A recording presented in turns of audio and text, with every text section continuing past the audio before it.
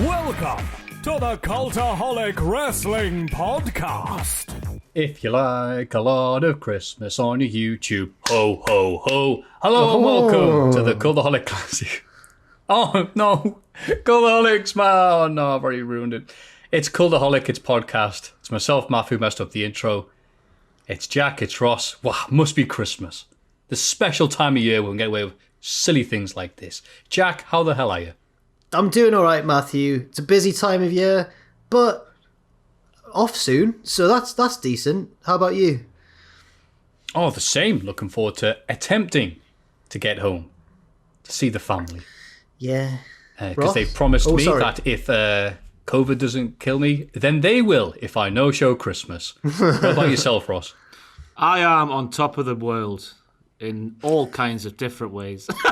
This is the last normal podcast, isn't it? We've pre-recorded the rest of the hour already. This is the last, what's the word I'm looking for? The last regular podcast of the year. No, we haven't. What's Ross talking about? The other ones will be, of course, live. Shush.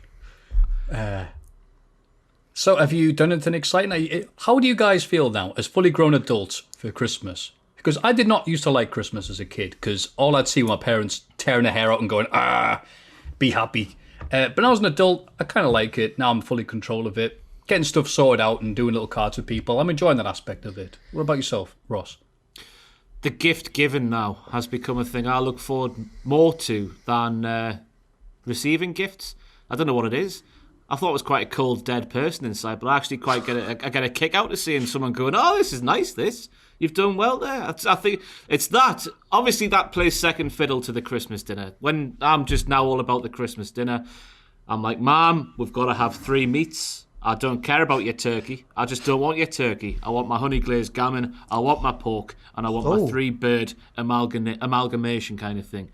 We cook those on Christmas Eve. We have Christmas sandwiches on Christmas Eve night. And then we have the main event on Christmas Day itself. I couldn't give a toss about the rest of it. The TV's crap this year. There's nothing on TV, is there? All to do is just to eat and get drunk. Yeah. Jack? When I was a bit of a miserable teenager, started to not enjoy Christmas as much, all the same songs and all that. After my teenage years, quite enjoyed it again. You know, I realised actually, Last Christmas is a massive tune. I've been a fool all this time.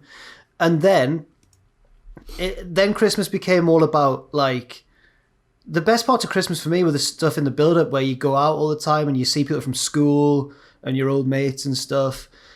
And that's not happening this year. So this year, I'm a bit down on Christmas again, sadly. Maffew, what about you? Some of the songs, when you hear them once a year, at most, it's all right. Because you could be there going, I hate bloody Christmas, drinking by myself. And then all you hear is, I don't want much for Christmas. There's something that... And all that. You can really get in the spirit of it.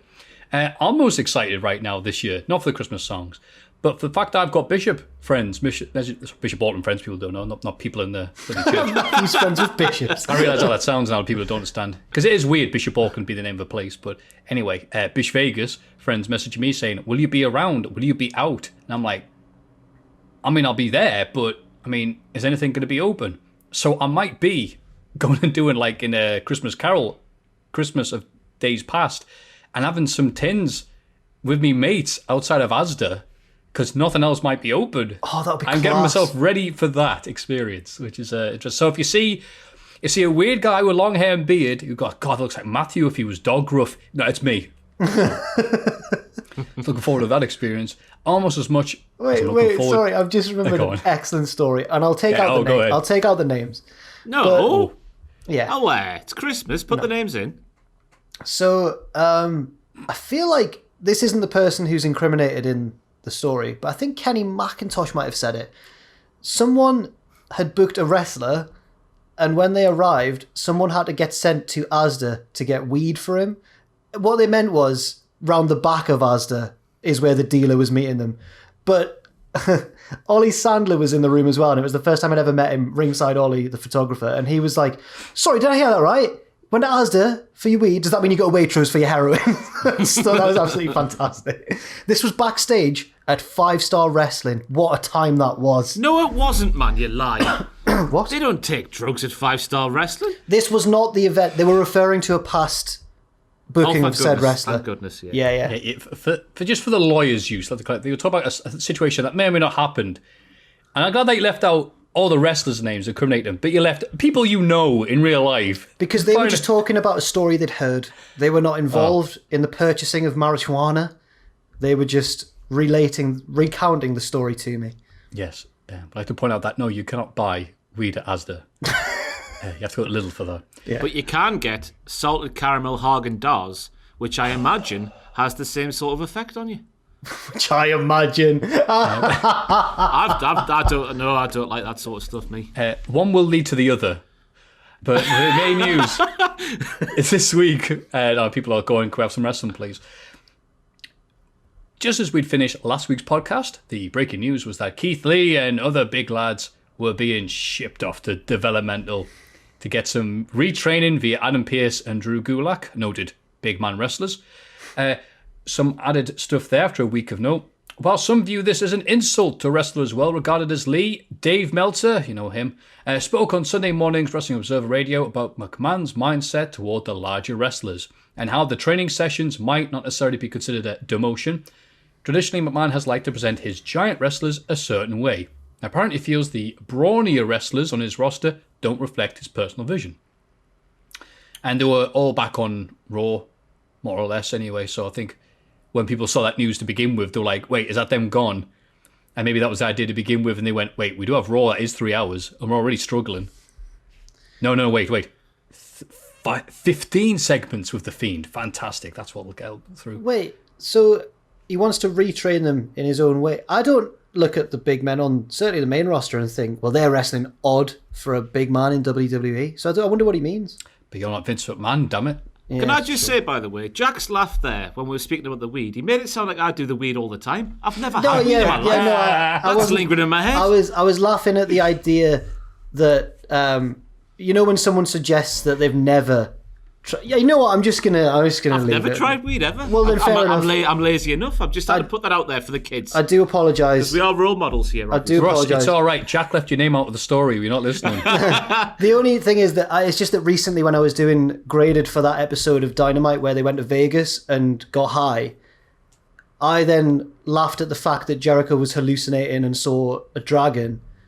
And I was like, that's not what happens when you're high. And then the comments were like, how do you know? And I was like, don't know, mate. So you are right, though. I know that no one cares about this big Keith Lee story, but you are right, though. When you're a kid, it's like all these anti-drug PSAs, and it's like, oh no, I had one toke of this marijuana cigarette, and now I'm hallucinating, and I'm going to jump off a roof. You're like, that has never happened with any of my friends or Ross.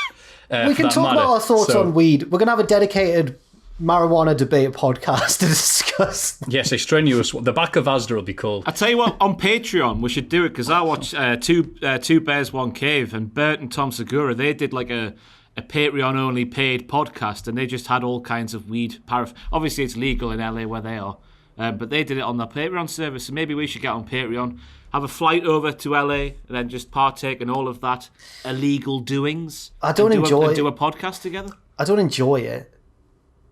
I've never been a big one. Oh no, guys, it's my first ever time on PPV predictions. I lost. What is it, Maffew? It's a smoke up. Oh no. Oh, this is horrible. Actually, a live stream of that would be funny. Just me. We'll get Ron Funches back involved. X-Pac. Yeah. But anyway, about the Keith Lee thing. Keith Lee! I don't think it's too bad personally, because I think the horror of it all came from Keith Lee being lumped in with the likes of Dio Madden and Omos, and who else was there? What were the other names? Otis was there. I think it was just that was people kicking off going, Keith, like, he's been doing it 15 years, he's obviously amazing. Him being lumped in there with the other lads who haven't been doing it as long and maybe can't do the things Keith can do. That's a bit unfair. But like, sitting back, it's quite nice to see Vince McMahon whether it be for the right or the wrong reasons, being invested in these people, because you watch so much stuff, whether it be the arse backwards booking, or you watch Tucker being sent out there in those horrible trousers he wears inside the ring these days, and the horrible themes and stuff like that. You think, why aren't these companies, or WWE specifically in this case, helping these wrestlers get over and get popular, and just seemingly hampering them with these crap retribution gimmicks and stuff like that? It's nice to see them try to help them behind the scenes. But then conversely, to bring it back, Justin, our pal Justin Henry, sent a passage from, because I tweeted out that Keith Lee's a good wrestler last Friday, and he replied to the tweet with a bit from Brock Lesnar's book, where apparently very, very, very early on in Brock Lesnar's career, Vince wanted him to work like a big, plodding, fee-fi-fo-fum, yeti kind of wrestler. And Taz, backstage, who heard this, was like, that's bollocks. It's Brock Lesnar. He can do a lot more than that. So maybe this is just Vince McMahon being stuck in the 80s. Yeah. I don't know what to think. It's nice. Stuck in his 80s. 80-year-old. That was very good, Ross. You lost me about midway point. Who's Tucker? Classic comedy. The biggest victim of the no crowd shows. That's what I'm saying. Tucker. That's who Tucker is. If he turned heel and there was a crowd there, he'd be in the main events. He'd be Universal Champion now. Why did they do that turn and then not feud them? Very weird. Don't know. But I do feel a bit bad for him, because if that did happen in front of a crowd, surely there would have been some noise and someone backstage would have thought, hey, we've got something to capitalise on here. But the fact that they could put in the reaction they wanted to happen, I feel sorry for them. Sucks to be Uncle Tucker. Yeah. Jim Ross annoyed a bunch of people. Said something about being sick of seeing spots where everyone gets together to get ready. Oh, here comes the guy. Dive. Which is the two obviously done.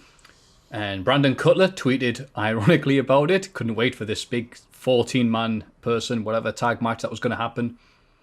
I thought it was going to be an AEW Dynamite, but I didn't see it. Maybe it was an AEW Dark thing. A lot of people seem to get annoyed going, why is Jim Ross on the payroll slagging off the product? Which makes sense. Why would he be doing that? I'm none to this because I grew up with Jim Ross having the Ross Report in the WF magazine and online, where he would regularly take shots at the WF television product and say stuff he didn't like. I wasn't a big fan of DQ or count out losses, think they were cheap and things like that, and think WWE should sort out, if they have problems with talent, then they should get rid of them backstage rather than having them on TV and all these other things he would be very vocal about. But now that people are pointing out and going, yeah, why is the person who's paid to make it look good saying these things about the product? So that's why you crap on what we do all the time. You've read the Ross Report and you think it's alright for you to do as well. Ain't it great? Yeah. Yeah. Wait, when do I crap on you? You crap on what Cultaholic does all the time, every podcast. That's what true. Aiden does with the new stuff and certain stuff we do on YouTube. It never ends, Maffew. It's almost every week, and I'm just wondering why you're here. Oh, yeah. Apart from all those times that I bring it up, I don't think it's very often I bring it up. I'm sorry, you are right though, Ross. Sometimes I say, oh, here's a playful jab, and some people take it as an uppercut to the chin, and I'm very sorry. What I will say is that Maffew is honest to a fault. He's like the Robin Hood of the IWC. Robin Hood? Yeah, just a proper man of the people. Living in the forest with his ragtag bunch of, I don't know. Big John. Yeah, his name? Yeah. Big John. Little John. Little John. Big John. And, Big John. And his mate in the clergy, what's he called? Bishop Auckland. Hey, this is great, this. It's been of a bloody Photoshop John. But you are right. And I like to point out, Aidan Gibbons, I'm very sorry. Some of the things I make fun of and go, haha, that's funny, are things only I find amusing. And I'm learning, as I have done this past few years being a cultaholic, that sometimes I should think before I speak and shut the hell up about someone else's work. So I'm very sorry about that. Go midway, because you don't want to lose what makes you you, yeah? What makes me me? I don't know, just you, innit? Anyway, any thoughts here on Mr. Jim Ross's thoughts? Mr. Ross. The other great commentator called Ross. It's a valid... Wait, stop it, Maffew. It's a valid criticism, though, isn't it? The spot that he was alluding to on his podcast. But it was funny just to see... Because obviously the way they did it on Dynamite this week, they showed the graphic for the match, and Cutler was nowhere, and you're thinking, oh, he's got a bit too big for his boots. I saw on his cage match record, it was going to be his first Dynamite match since July the 30th. and he's gone on Twitter, got a big Bertie Big Bollocks, and they've took him out of there because he's spoken out with turn. But then they revealed later in the night the stuff for Wardlow, because it was meant to be Wardlow and Cutler on opposing sides. I guess that Wardlow was taken out, and to even the sides, Cutler was a happy accident for Jim Ross. And they took him out of there as well. But I don't, because I get, like, you saw Cash Wheeler, I think it was, tweeting like, why wouldn't you take the advice of someone experienced in the business who's paved the way and all that? And I can see that side too, but I can also see the criticism on Jim Ross's part. I don't know what to think. What do you think, Jack? I can sort of see why he did it, but I think what's worse is when Jim Ross, it's a moment when there's like a bit of a botched spot and you just hear him go, well, that missed. Or just like something like that in the background. I'm like, no, not when you're on commentary, Jim, come on. But yeah. Yeah. I'm trying to think if there's anything else there. Yeah, no, that was it. So Wardlow had a family emergency, I believe they said. So that's why he couldn't be there. And so did Cutler have a Jim Ross emergency backstage where he's got him right in the gut. Sparked him out. Catch this.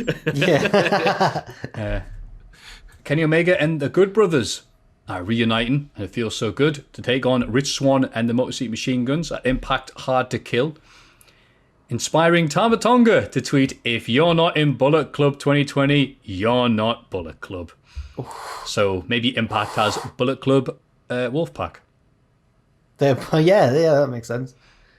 Are you excited for this match, Jack? Noted New Japan Bullet Club fanboy. Yeah, quite excited, but I feel like the match itself, it's probably going to be used to set up Omega versus Rich Swann, isn't it, in some way? So I think it'll be good, but I think it'll just be a step on the road rather than a great match for the sake of of itself. But yeah. Any thoughts here, Ross, or are you not an Impact?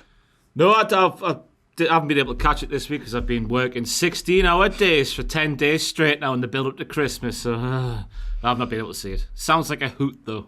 It was. I'll give you the other highlight. They had the two Tonys, as they call themselves, do a little paid PSA and said, Tony Schiavone says it's hard to find Access TV to the point where your smart TV will just ask you why you're trying to find it. God. And sorry if you've heard the story before, but an NXT star is injured. Cameron Grimes injured for 4 to 6 weeks. And I was even going to add something there about Cultaholic reporting of it, saying he'll be out for the rest of 2020. I went, well, it's the 17th of December, mate, but you know what? Aidan Gibbons is so good at his job that he already changed it before I went and checked it for the podcast. And yes, he's just going to be injured 4 to 6 weeks. Because sometimes criticism is good. Not what I give it, though. No, wow. Hey, Aidan, great anticipation from him there. Got to give him a shout out for that. Oh, absolutely. No, does a lovely job. He spotted the danger, rose above the defence, bang, big header. Shades of Mike Tyson in 2020. WWE is actually in the process of building a Hall of Fame, a proper one, says the Nature Boy, so you know it's true. A physical structure Hall of Fame in Orlando. It's been delayed because of the COVID and that, calling him. They bought one of Flair's golden robes because they wanted to put it there. There's something that he wore. That'll be tremendous to him on so many levels, mostly because it means another payday when they open it. So, well done, Flair. And the Rhodes, Zizzes, announced the birth of their new baby. Not the birth, that's not how they say that, is it? They announced they're expecting they announced a child. They're expecting, sorry, yeah, there we go. That's how they say it in English. They announced that they're preggers. No chemistry whatsoever. If it's a girl, they're going to name it Zelda, after Cody's favourite game. And if it's a boy, they're going to name it Rodney, after Dave. Wait, I'm confused. Meltzer. Dave Rodney. Rodney Dave. That was an Only Fools and Horses reference to Never the seen- people I thought would appreciate it. And I didn't think that one would be the one to swing. How does never Trigger watched and it. Cody Rhodes get together? They met at a pub. When Cody was over here for 5-star. I've never seen it, I'm sorry. Oh, this one's going on over my head. Only Fools and Horses. Like, from where I'm from, everyone knows every line of Only Fools and Horses. Like, We're it's from the Bible, so- north. Are you talking about Phoenix Knights? I'm That's more fairly my From the speed. north, watch Only Fools and Horses. I'm They do. fairly familiar with Only Fools and Horses, but the connection between Trigger and Cody There Rhodes is and none. Brandy. There is There's none whatsoever. So explain the joke, Maffew. Come on, I want to know. If I have to explain it, it sucks. And I think we've established No, it that doesn't. It just I'm sucks. batting low average here. It just sucks for me, who is not cultured at all, because I should be better. What does it mean, Maffew? I want to know. Well, the joke of Only Fools and Horses is Trigger goes and checks because the the landlord's got a bet on like what Rodney's kid's could be called. So he goes, "Oh, Trigger, go ask him. Why asking me? Because then I can bet on my own quiz." All right. He goes, "Oh, so we're going to name the kid?" He goes, "Well, we're going to name it Sigourney after the actress. Or if it's a boy, it's going to name it Rodney." And he goes, "Oh, why is that, Dave?" Because it's my name. "Oh, all right." So he goes and tells the barman, "Well, Sigourney if it's a woman, and if it's a boy, they're going to name it Rodney after Dave." Oh, right. I'm very sorry. There you go. No, it's fine. Again, that's fine. my bubble, and it's amazing because in wrestling, you can be online talking to people and think everyone's thinking one thing. Turns out, no, you're just in that bubble. In my bubble, everyone I know, either Northerners, know Only Fools and Horses. So, well, the good stuff, not the bloody Christmas specials from the 2000s. But, so, yeah. Please let me know if people know Only Fools and Horses, by the way. That'd be a great thing to know on Twitter. That is a funny joke. Thank you for explaining. The other news to end on, before we get to the real wrestling and stuff. Monday Night Raw this week drew 1.52 million viewers. That's loads. That's a huge number. It is in 94. It's the lowest rating ever for Raw. And Garrett Kidney on Impact on Twitter said, "Fun fact, 95 episodes of TNA Impact on Spike TV had more viewers than this week's Monday Night Raw." Bloody hell. God, I wonder why it was so bad. They're all breathing a sigh of relief, I reckon, because that means not too many people saw how bad it was. The last 2/3 especially. Because the first third, it was nice. There was 2 long matches. There was lots of good stuff happening. And the second 2/3, I don't know what you two think, but it was too much wackiness even for me, and I like silly bollocks in my wrestling. It wasn't the silliness for me. It was the quality of the silly. Well, we'll get to it. We'll talk about it during. We will, but you know what? We've talked about too much wrestling. We should go to the next bit that has nothing to do with wrestling. Yeah. The Hall of Fame. Oh, I haven't got one. Have you got one? Shut up! Are you keeping that bit in? Why not? Everybody get excited for the Cultaholic Hall of Fame! The Hall of Fame. And in condescending order from last week, Jelly? I forget how it was pronounced. I think it was Yelly. Jelly. Oh, Yelly. Yelly Marble Runs 26%. But that was a hell of a YouTube channel. Subscribe to it, so it's a winner in my heart. Oh, have you checked it out? Oh, absolutely, yeah. I don't want to get too much into it because it looked like, reading the comments underneath it, it's like, the bloody comments after you tweet something about AEW. It's very, very partisan. territorial. Oh, very absolutely. partisan. I guess we got the big follow from Yelly himself on Twitter. Go on. Me. Yay. Whoa. What a So week. happy. Scott Steiner kills Twitch 20%, but no, he didn't kill Twitch. He saved Twitch. He united Twitch. This is what you wanted listed. Oh, did I say that? Oh, Yeah. It's my fault. It's my fault I didn't win then. 27%. The clear winner by a country mile. Wait, it's just typed up. Nameless Irishman from Morrison's and Biker. 47%. Is that twice he's won then? Is he a 2-timer? No, I think that was the first time I nominated him. The second story I had about him, but the first time he was nominated. Oh, for I the Hall of see. Fame. Fantastic. Well done, Nameless. He deserves that. I'll have to catch his name the next time. He's a worthy winner. The Thrilling Trilogy. We've got to see how that ends. But Ross, congratulations as the proud winner. You may go first this week.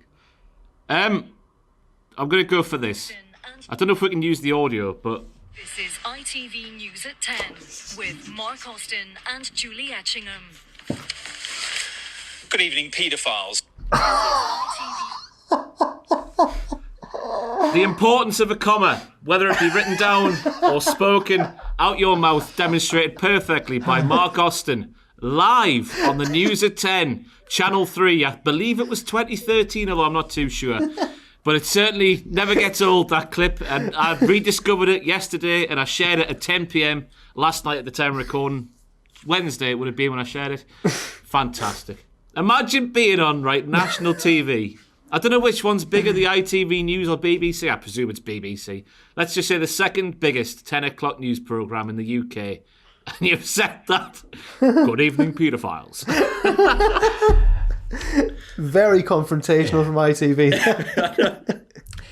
It's a good one. There was another one that went around I forget which channel it was and which presenter, because a lot of them do it. They go straight in with no comma, like it's Keemstar, straight into the news, And it's like, I'll make up the name.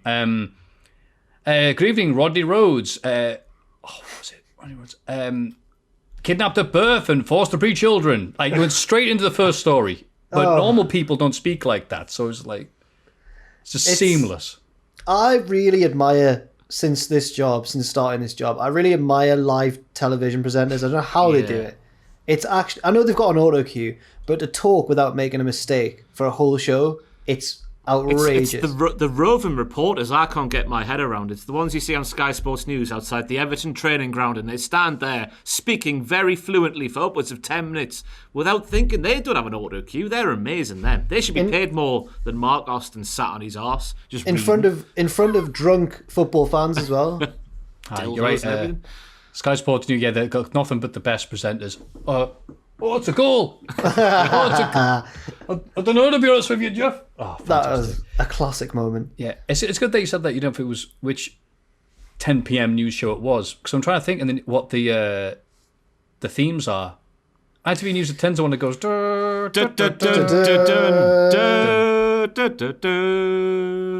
the other ones? Dun, dun. Yeah. Well, BBC go all trance, don't they? It's like boop. Like Bill Bailey does the Bill Bailey sketch. Yeah. Did they all do that? Even in the one at 10? Maybe. No idea. Here is the rave at 10. What's the best? I've got to think about it. I don't mix them up, but I've got to think about it. But what's the best soap theme? Brookside. Brookside. Oh, we've already discussed It's the WrestleMania X7 theme songs. Fair enough. Imagine a My Way promo package with Jimmy and insert another name here, Maffew. I don't know the show that well. the body in the garden. Sinbad. I've got to bury you, buddy. I'm going to bury you like you don't know.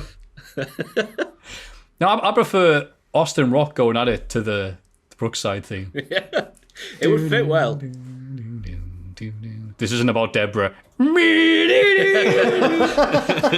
So, yeah. Yeah, that's a nice pick. Mine is going to be a bit daft and silly and emotional at the same time, but I say it with 100% sincerity, even though I know I speak like I'm auditioning for ITV at 10. It's you two. Wait. 2020. It's a beautiful day. Horrible get. I open my heart out, shove it back in. It's Jack and Ross then.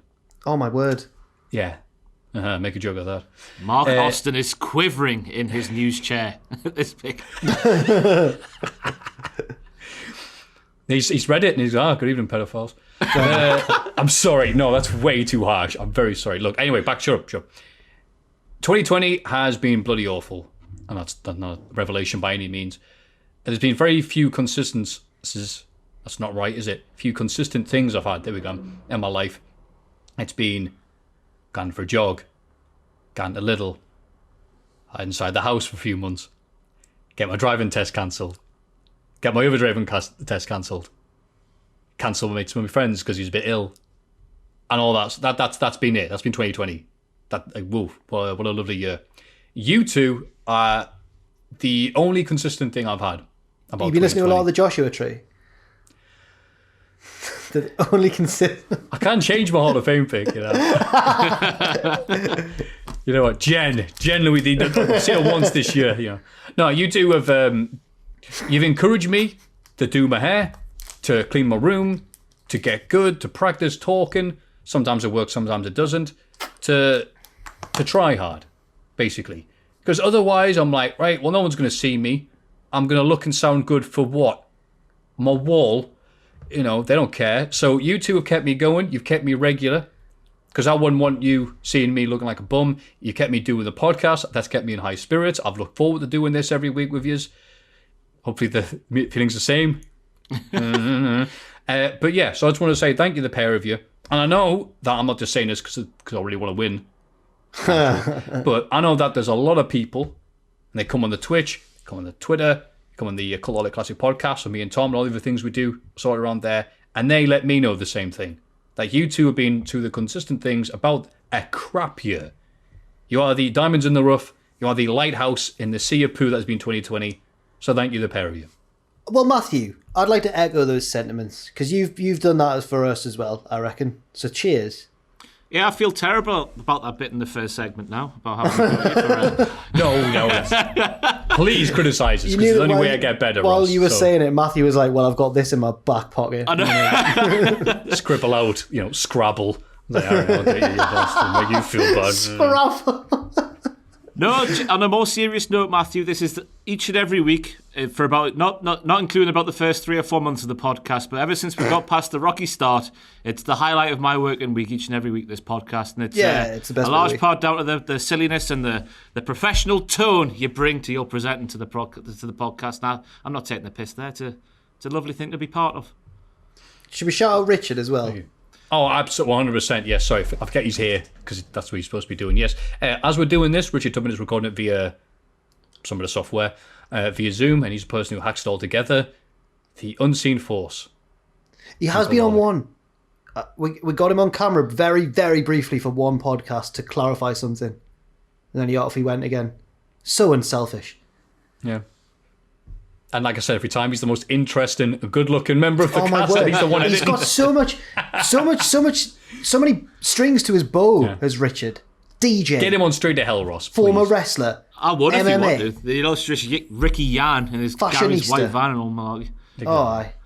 But anyway, yes, my Hall of Fame pick is you two lovely human beings. Jack, what have you got for us? Right. No, this is terrible now. I wish you'd gone last. Oh, sorry. Mine's all about me and my week and what's been going on, which is awful. So egotistical. Jack's been getting arrogant on the podcast recently. I recently spoke to Bachiti and he said, you are going to mention this on the podcast. And I went, no, I'm not. I'm sick to death of it. And then he went, but you are, though. And he was right. So I tweeted something that was a debate that we had at uni, which was in our group chat at uni. I know, Maffew, but it's gone big on Twitter. What would win in a fight? One of every Pokemon or a billion lions? I was firmly on the side of billion lions. I remember back at uni, the Pokemon won the poll. I was distraught. I mentioned it on Twitter 2 days ago now, and my notifications haven't stopped. And then I got a tweet this morning, or I saw a tweet this morning from someone who said, by the way, this got discussed on the radio in Ireland this morning. So it's been picked up by an Irish radio station. What would win in a fight? A billion lions, or one of every Pokemon. So, because I'm so firmly in the camp of a billion lions, it's like AEW versus WWE. I am so against the other side that hatred is clouding everything that I have to nominate a billion lions for the podcast. So that's my nomination. The amount of people on Twitter who've told me, well, Charizard can fly. There's a billion lions. There's so many lions. Do you know how many a billion is? It's a lot. Do the powers of the Pokemon run out? Well, Like, I know that one of them can do electricity out of its tail, can't it? And fire and...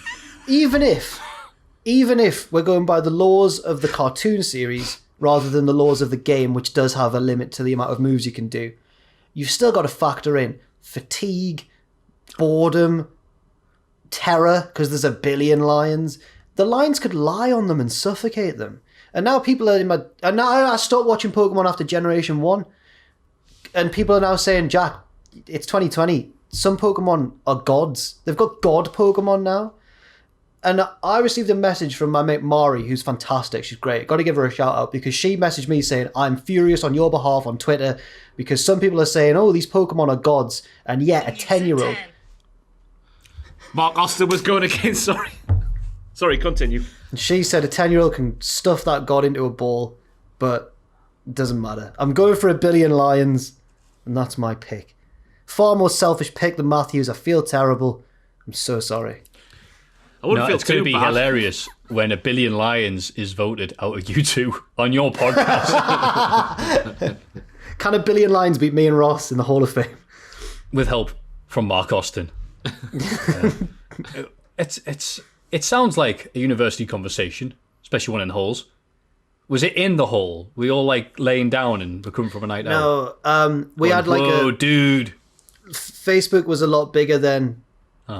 So we had so instead of everyone being on WhatsApp or whatever, we had a big Facebook group with everyone in the halls was in it to organise is anyone out tonight? Blah blah. And sometimes, probably on hangover days, actually, people would just put stupid stuff in, and one of them was that. And the Pokemon won somehow. So, is Pokemon set in our world? No, but it's based on our world. Based on our world. Because I was thinking, if the Pokemon spread out around the world, and each one of them was taken on, say, I don't know, 25 million lions at a time. Maybe exactly. Then. No, exactly. Do you see how ridiculous it is? Yeah, maybe then they could win, Yeah. But wait, you had this in halls when you're at uni. Yeah. How many Pokemon are there now? Probably, I mean... About 1 billion. No. My favourite reply, because there was loads of people tweeting me getting far too finicky. And, oh, God.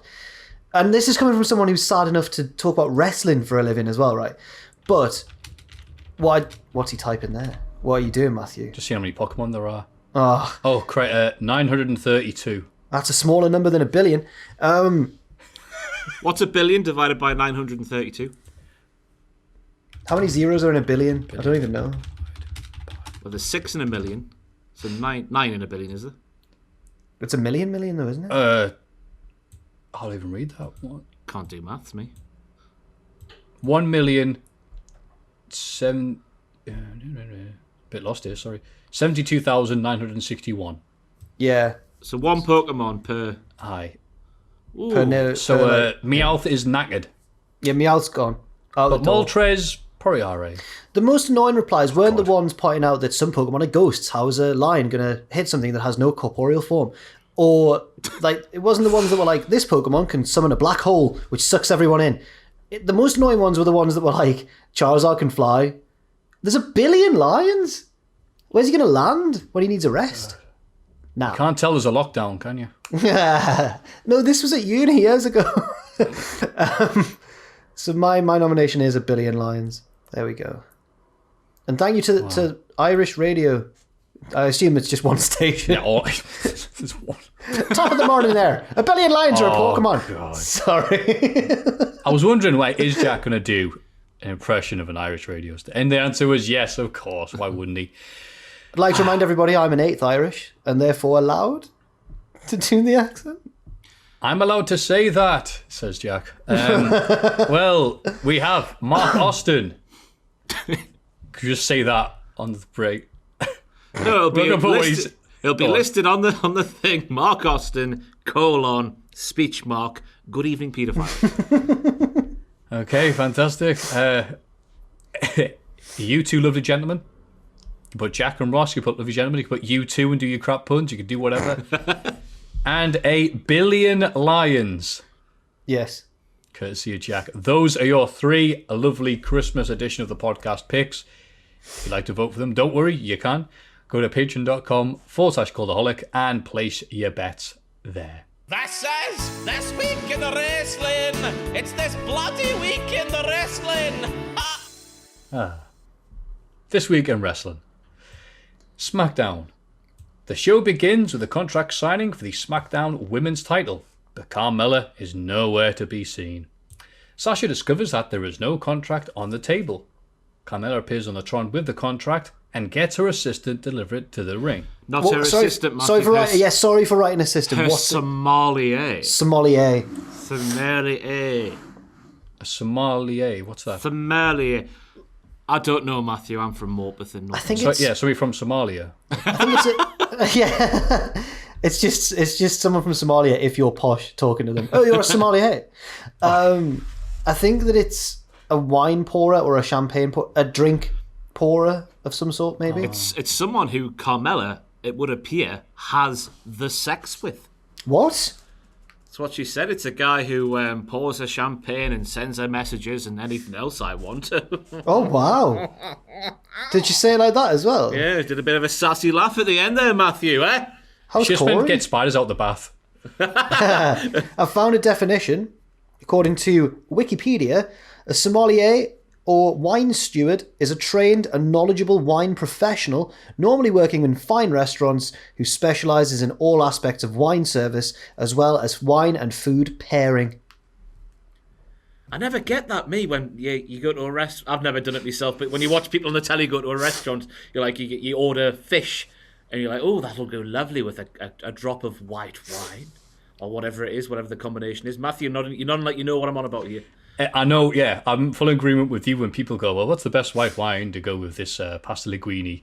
And I'm there, like, probably at Christmas we'll be doing this. We'll be having Christmas turkey and everything else. And my brother will look it up, the Kraken he's got for Christmas. God, get in, that works perfectly with that.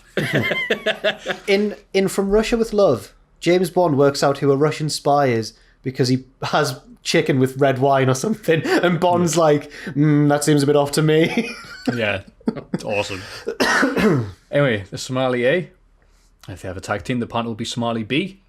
Deliver it to the ring. Sasha isn't happy and charges Carmella to have the title match tonight instead. Carmella agrees and Sasha beats up her assistant, says it, to make a point.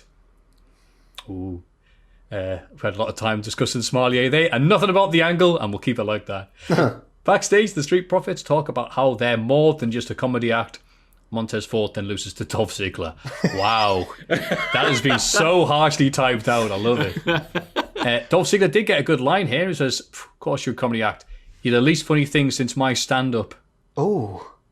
And I think that's harsh on Ziggler's part as well. Because I watched him do a standoff off with a lady on one of those TV shows where you stand on the stage opposite someone and spit bars at each other. And he was good on that. Can't remember what the show was called, a few years ago now. Was it Last Comic Stand? Oh, no, wait. No, probably not. Something like that. Along those lines. I'm surprised they haven't made more of Dolph Ziggler's thing into comedy on TV, where he does like a last comic standing match. He has to like beat up his opponent, then a count of 10 has to do like a funny bit. We saw a bit of that on AEW later on, actually. In a way. Okay. Big E and Apollo Crews mock Sami Zayn backstage, who was complaining about getting no respect as IC champion. No respect. He faces Big E and beats him via count out in sneaky heel fashion. No one cares about that match. He had that t-shirt. Mm-hmm. That little squiggly line drawn t-shirt. And that a day later was then on sale from WWE. Could you imagine buying one of those for whatever it is, 25 quid for a WWE t-shirt these days, isn't it? Something like that. Just go to Primark and make your own. That's what I would do. Would you not? Well, I was so cynical. I saw that in SmackDown and I thought, they did this with B-Team. Yeah. When they use the crap t-shirt and make a thing of it, now it's basis around a match. And then they, via the popular demand of Twitter, we're making it for real. And it's like, I look at that and just go, it's so forced. But everybody else is going, Sami Zayn squiggly line drawing t-shirt. Gimme. So who am I to say anything negative? You're Maffew. Yeah, I was waiting for Jack to say something, but I'll have that awkward silence instead. I was going to say that I was quite annoyed during WrestleMania 35 when they put Kofi's new championship shirt on sale during the match with Bryan. I think that was a grossly over-exaggerated point by Ryan Satan. Because who the hell was on bloody WWE shop.com during bloody WrestleMania? Someone was, and then it went around Twitter. See, one weirdo was buying merch on the website as he's on. Imagine if it was me. That's not WWE's fault. Okay. They could have just waited. WWE. Sorry, Tony. You shill. Stop it. Kevin Owens cuts a promo involving tables, ladders, and chairs, saying that he fights for his family. But Roman gets his family to fight for him. Jey Uso shows up and attacks, but Owens predictably puts him through a table because it's Jey Uso. Reigns and Heyman enter, but makes Owens come out after him. He does they walk back and then Owens had to go after them. Yeah. You're painting a lovely picture. Sure. Roman addresses Owens' family and warns that he'll take food off their table. After ladders, chairs. Yeah. I get why they did this. I know why they're doing this. I love Kevin Owens and I love Roman Reigns' entire shtick right now. But all when Kevin Owens was talking about how hard and sturdy the table was, all I thought of was Trish Stratus when she's trying to play mind games with Bubba Ray Dudley back in 2000. And it had nothing to do with families. Well, making families, maybe. It was all about the tables have to be hard. big tables are nice, but medium ones, and all this stuff there. And that was less forced than this promo. I felt. But Kevin Owens took it rather sexual. I thought I turned into Rick Mail, sort of going like, watching Kevin Owens stood there in the ring going, "Here's my friend, the table. He referred to the table as she. She's so welcoming. She'll welcome your body, Roman." And I was like, Roman's going to get put through the table. But he's not though, is he? Because Kevin is. He's set up now, and he's done the old wrestler thing. He's set it up so he's going through it. What's he like? I think they both might go through a table together. A menage a table. God. Lovely. So I'll leave a little pause there. Sorry for that, lads. Billie Kay apparently has a mystery tag partner for her match against the Riot Squad. It turns out to be Natalya, and they lose pretty quickly. Whoever wrote this, it's amazing. What did I say? Just the way it's written. The mystery partner, it's Natalya, so they lose quickly. Oh. I hope this is from WWE's site again. No, this is me, unfortunately. Yeah. Gable and Otis. Gable is now Otis's tag partner, the only one he's ever had. Lose to Cesaro and Nakamura after Gable demands to be tagged in and messes it up. Womp womp. Afterwards, Gable blames Otis, but said it was a good learning experience. Otis is confused, because he's fat and dumb, like a 1960s Hanna-Barbera character. We're in such a weird time in the wrestling, though. It doesn't really apply to Gable and Otis so much, because I prefer Gable to Tucker. But, like, the Iconics split up a tag team, and now they're both involved in, like, way worse tag teams. Yeah. It doesn't make any sense whatsoever. I agree. What do you think they'd call Otis if they had the ability? If Vince McMahon had full reign, would it just be like big, stupid fathead or something? It would be like, duh. Yeah, duh. It's just duh. Making his way to the ring. Duh. Just before the main event, Baron Corbin reveals that the Forgotten Sons are now called the Knights of the Lone Wolf. Hoorah! Hoorah. Ow! And apparently he's no longer king. Oh, yeah. Which would make more sense to have the Knights, because Knights worked for the king. Or, yeah. I guess, whatever, who cares? It's bloody Forgotten Sons. Carmella's assistant, wine taster and foot massage person saves her from the bank statement. And an enraged Sasha doesn't break the referee's 5 count, getting herself DQ'd. Afterwards, Carmella takes advantage of another distraction from her assistant again to beat up Sasha and smash a bottle of champers over her back. Or wine. I wasn't sure whether it was champagne or wine. That'll be a good bit to get her. Ask the wine. What goes best for a beating? It's like, wine or champagne? Yes. That's very good. Yeah. And he's there going, I don't know. Let's try both. Wank. Yeah. Wank. I'm going to say what? I'm going to say what? Wank. Oh, Christ. He does do He everything just yells for wank it. for no reason. He's never seen it again. Can't get the help nowadays. Any other thoughts on SmackDown? Not really. Just then Carmella sprayed champagne all over the commentary table. And Corey pretended to be annoyed with her. That's it. Oh, yeah. Yeah, I will say one thing. Wasn't Big E meant to be getting a push around this sort of time? yeah. Saved off the important shows. Like Rumble. he wasn't even on... I thought he'd be like a Soul Survivor, a Survivor Series or something, but he's losing to Sami Zayn by count out. He rarely shows up, and when he does, he's backstage trying to be funny. What's going on? All right, then. I don't know. It is strange, because he was missing for large periods before Survivor Series as well, wasn't he? Yeah. Yeah, it's strange. I don't know if they're going to go for maybe a shock Royal Rumble win or something like that. I don't know. Because what was Drew doing this time last year? I can't remember him doing much, was he? He was doing promos on Raw that were getting over, and he was kicking everybody. No. He's doing more than Big E is then. Oh, yeah, sorry, yeah, you're right. But I think they're marinating him while they're seeing what they can do, if anything, with the oldies. Because Goldberg's going to come up. People still want The Rock versus Roman Reigns for some reason. Oh, because Don't see benefit in anybody. Oh. They're seeing if the Ultimate Warrior's still got it and all the other things. And if they say no, they'll just be forced to go with Big E. So I think you'll just give it some time. Okay. Monday Night Raw. Miz reads from... Oh, this is good. Miz reads from a children's book called The Nightmare Before TLC. as Styles and Morrison act out the upcoming TLC match in front of him. Morrison is playing Drew, so you can probably play how that sounds in your head. Styles definitely messes up the climatic line, by the way. Yeah. You think so? Yeah, it was meant to rhyme. Because it was like, Miz said something along the lines of, and then AJ said, when the time came, and then AJ says, this is the end, Drew, of your title run. And it was meant to be rain, I'm I pretty thought it was sure. like the joke.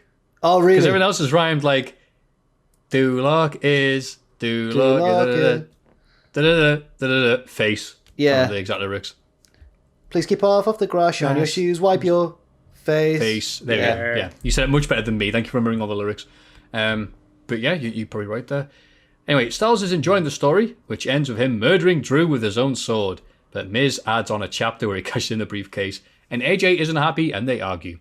Sheamus comes out to mercifully put a stop to this. Oh, that's a bit harsh.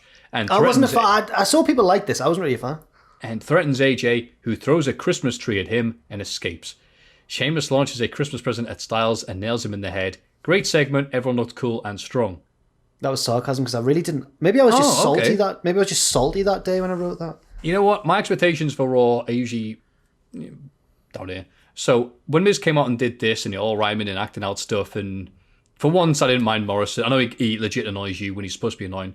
But when Morrison was doing his thing and it made sense for it, I was actually all right with it because at least it was something different and, fitting the Christmas thing without being too... But I can see why people would hate this because we saw the reaction to, MJF and Jericho hamming it up, so they probably thought the same for this. I will say, they did well with what they were given. Like, Miz they performed it as well as they could, I think. it. Yeah. I thought It's the Miz. He's supposed to be that type of guy. So. And people are going like, who was it? I saw saying like, oh, well, then AJ and then John Morrison, they were stood in the dark for ages, and that's silly. They've put on the two of them are actors, and one of them is AJ Styles, who's an annoying dickhead as well. Of course they're going to do that and think it's great. Oh. Yeah, that wasn't my issue. Yeah. I don't know who said that, by the way. Somebody did. I've seen someone this week. Yes. Probably Alvarez. Let's just put it on him. Why not? Yeah. He doesn't watch this show, so we'll say it. Brian Alvarez's opinion of this was disgusting. There we go. AJ and Sheamus then have a match, which AJ wins after working Sheamus's leg a lot. Afterwards, Omos traps Sheamus in the ropes, and AJ batters him with a chair. Is it just me, or is it really weird that Sheamus for years was teaming up with Cesaro in the bar because we'll get reports that Sheamus was really banged up and knackered, and it's on the team to make less work for him. But now he's come back in 2020, even older and even more banged up. And he's having these really good, long 15-minute matches with everybody on Raw. That is weird. It's weird how life turns around. So They're not on the road anymore, brother. I guess. So, hey, I'm not complaining. Sheamus has been like, one of the in-ring highlights the past few months. Watching Celtic Warrior workouts like I do, just watching, not doing. He's lost like a considerable amount. I know he's kayfabe weight's like 275 or something like that. I'm sure he's down in the 230s, early 230s, like legitimately. Shredded the man is. Shredded. I don't know if that's got anything to do with it, but thought it was worth mentioning. Thank you, Ross. I'm sure he's listening. Oh, thank you, Ross. I don't know what to say. The Hurt Business pour milk over a crew member in Riddle merch backstage. Yeah, what a great segment. Especially when you're watching just Bobby Lashley and everyone else is talking, well, tonight we'll do this. And Lashley's there like, ha, ha, ha. And he looks down and realizes he's got milk all over his suit. And he's like, oh, really? And he's there like almost away like, did anyone else see that? He puts his arms like that, doesn't he? Puts his arms out to cover it up. Covered in milk. He's like, oh, crap. Highlight of Raw. Afterwards, they beat Jeff Hardy and The New Day in a 6-man tag team match. And then later, Riddle squashes MVP in about a minute, which is painful, but not as painful as listening to Riddle talk. I need to say something. I sat on last week's podcast and I said I didn't mind Riddle's shtick. Oh, Ross. Ross, go on. That kind of flew under the radar a little bit. We all kind of went, all right, when really we should have gone, are you all right? If I said it this week, you had every single right to go, are you all right, Ross? Because this week, when he had... We'll just skip ahead a bit in the show. We had Riddle giving Ramblin' Rabbit a carrot. So Ramblin' Rabbit could sign the carrot to take it back home to his rabbit called Skipper. That is too far, even for me. This was the moment far. When you were like, not the bro nuts, not all the nonsensical stuff. The rabbit bit was the rabbit bit is too far. Okay. I don't mind the Fiend doing stuff with puppets. I don't mind the Miz reading out a little thing and having him and Morrison do it because they get, and one of them's an actor. Well, sorry, they're both actors, so that makes sense.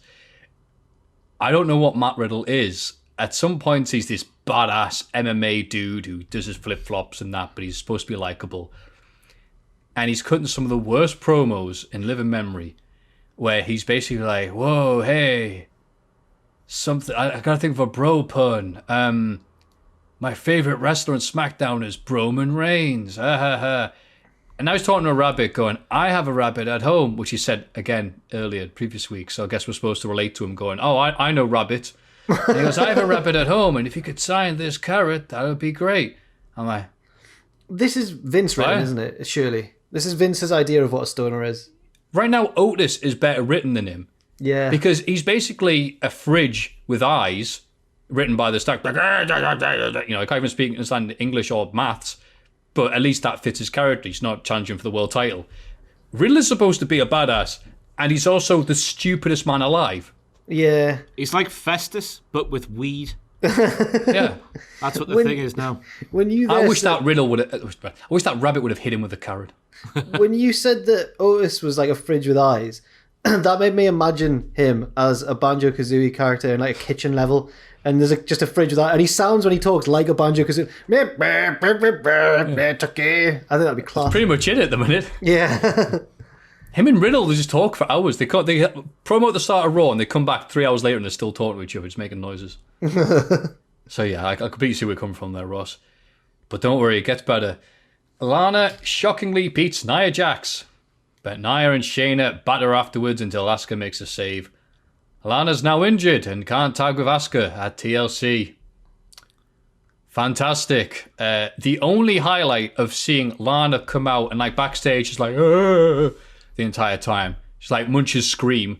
And then she gets beat up and then she's like, yay, I flukily won. And then gets attacked and then beaten. Begs for mercy. No, don't. And then has her legs injured. And now she's off TLC. The only redeeming bit of this was the roll-up pin. Miro, Prince Green, then went, I taught her that pin. We're both winners. Ha ha ha. Was that a sexual joke from Miro there? I'm going to assume yes. It's Miro. He's filthy. And that was it. 69, isn't he? Yeah. Yeah. 69. But I thought that was a nifty manoeuvre by Lana. That's the way she and Nia on her part as well, the way they worked it in the ropes. But I'm just why haven't we had Lana go like, I can do the wrestling here, lasses? I'll prove you wrong. Why is this not happening yet? It's the most obvious thing to do, isn't it? If you're trying to get Lana cheered as a babby face. I don't know. That would be better than what's been going on. Yeah. Can you imagine discussions backstage? All right, Lana, I've got this great idea for you. Oh, fantastic. I thought you guys were mad at me because the whole Miro thing. No, don't be silly. That's what Alvarez and Ryan Satan tweet. Ignore them. We're going to put you through 9 tables. You're going to be beaten up by 2 women. You're going to cry every time you're around them. And you can only get any distance from them when you have Asuka. And even then, you're both running. Yeah. Oh, okay, great. And this will make people like you. I feel like this decision was made because me and Tom were talking about how weird this was on the news one day because Lana's been taken out of this... pedophiles. Lana's been taken that's a different out... news. I'm sorry, Jack. Lana's been taken out of this storyline ahead of the pay-per-view when she is the centre of the storyline. It's all about her and she's been taken out of it and the story's continuing without her. So the only thing I can think is that it's for a return. So we've been saying, like, in the predictions, it's me, Tom, and Sam this week. Me and Tom have both said it'll probably be Charlotte. Sam hasn't made his predictions at the time of recording, unsurprisingly. But, you know. What's he like, eh? What's he like? You bastard. Probably just going to see what everyone else thinks. I bet he goes for Charlotte Flair anyway. But other candidates could be Eva Marie, perhaps. Could it be... Sonya, I saw theorised on Twitter as the mystery partner. Who knows? I saw someone saying Naomi there was an actual reason behind it and a link between her and Asuka that I can't remember. Fair enough. I'd like to see it be Naomi as well. Did I freeze there? No, you're alright, you're moving. Oh, you two froze. Oh. Tantalising. We warmed up around you. But you're right though, Jack. The whole thing is about Lana and she's not in it. Yeah. awesome. I can't wait. It'll be bloody Riddle. Oh, me and Asuka will have... Oh, I think of a bro pun. Where the Japanese bro saws. Oh, yeah. that was There you awful. go. She's not even called... That's Tajiri, not Asuka. She's the Empress of Tomorrow. What have I done? Doesn't matter. Asuka does the Tomorrow, buzz. bro. Yeah, Have you not seen the there rating? you Have you go. not seen the rating? No one's watching. Yeah, fantastic. Later, Shayna faces Dana Brooke, but loses via DQ when Nia shoves Dana off the... Oh, it could be her, isn't it? They try to beat Dana down, but Mandy Rose makes a save for kendo stick, and Asuka joins in too. Oh, well, yeah, it's one of them two then, isn't it? No, because they're a tag team already, Mandy and Dana.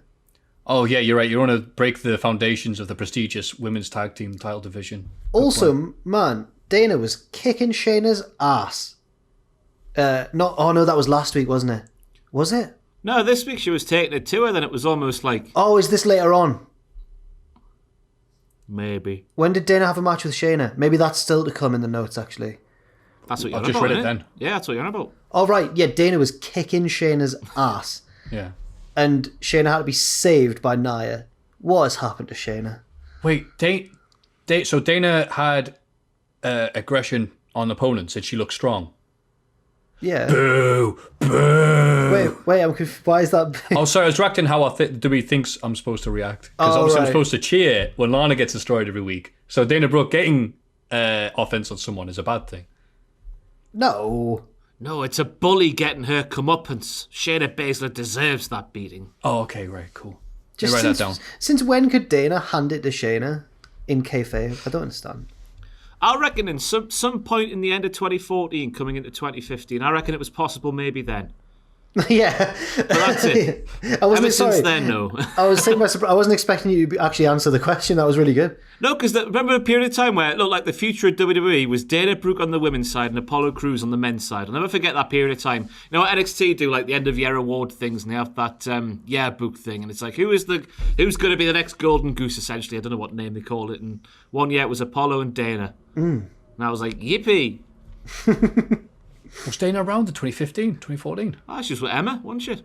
Oh, yes. Christ. Anyway, Elias introduces his new bodyguard, Jackson Riker. Yay. You know, the guy from Forgotten Sons that no one wanted. The 24/7 division interrupts, and Ryder takes care of them, by Jove. Especially Gren Matalika and Akira Tozawa. Especially the non-Americans. Okay. Strange that. Weird. Moving on. Miz and Morrison beat Keith Lee in a handicap match. Boo, it says here. Well, of course. People have made a big deal of this, I guess because of the news beforehand. But it's a handicap match. I always thought it was okay to lose them. It is, Maffew. I thought this. But then you remember who beat Miz and Morrison in a handicap but 2 weeks ago or 3 weeks ago, whatever it was. And it was Drew McIntyre. But he's the So champ. immediate, why not? But if you think just looking at the wrestling, Keith would be on not the same level, but touching distance of a Drew McIntyre. So that immediately, just the semantics and what you take from those one person winning and one person losing, he's way below Daddy Drew, isn't he? Also, Maffew, I will say, even if it's fine to lose a handicap match, why book Keith Lee in this to lose? Isn't like Big E, isn't he supposed to be having a push around this sort of time? It just proves that all wrestling news is bollocks. No, just Alvarez's.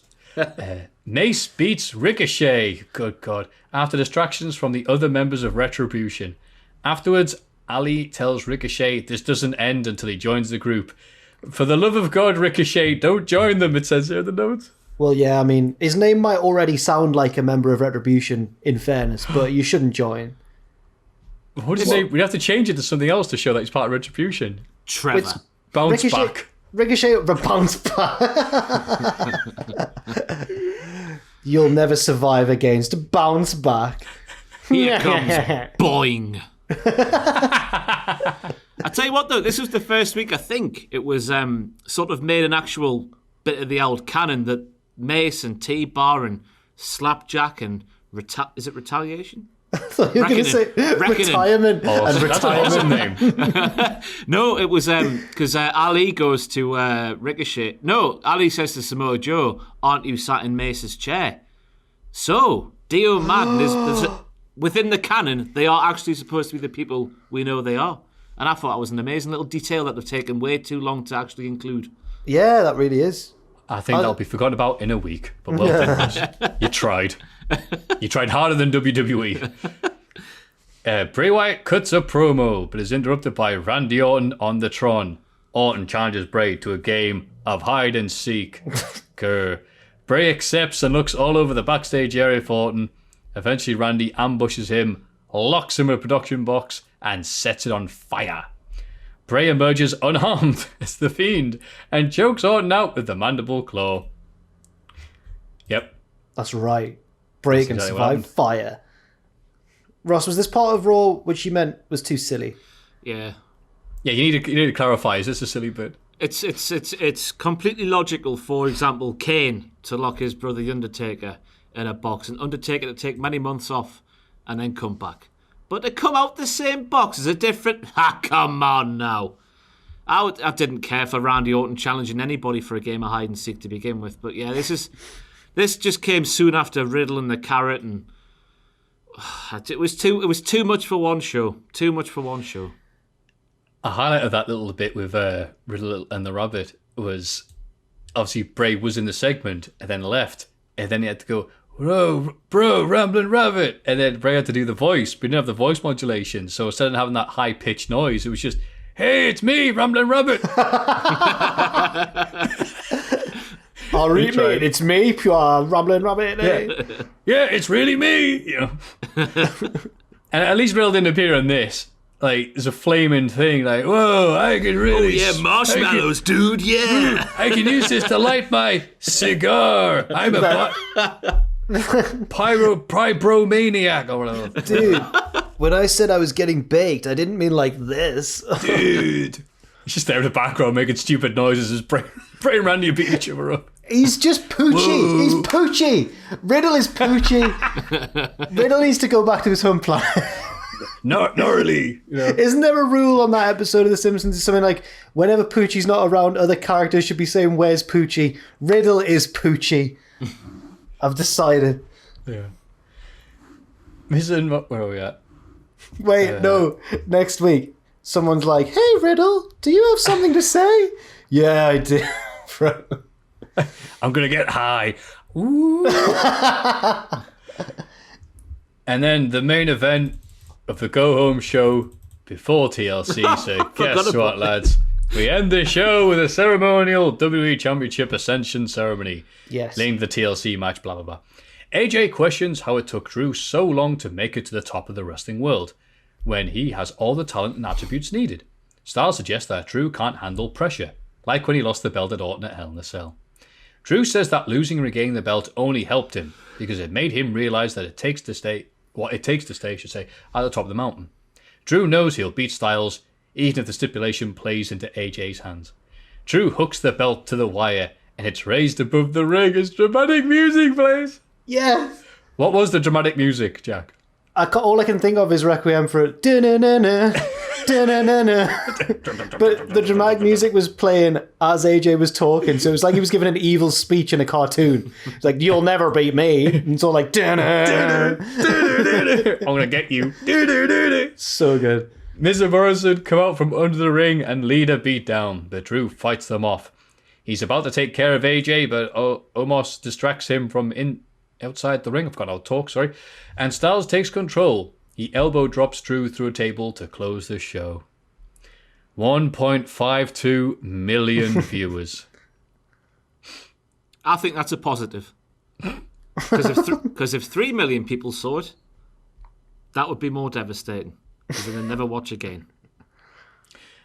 I did see someone go online and says, where are all those wrestlers that were saying, well, if you don't like it, you don't have to watch it? Are they now realising that people are following their advice? My friend Mark and me.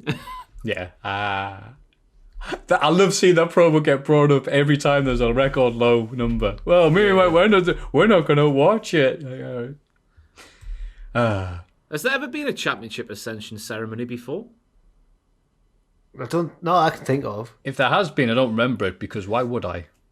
Do you reckon the belt is actually going to stay there until Sunday? Like Drew walk out without his belt? Someone should just have it on SmackDown. Someone should climb up and get it.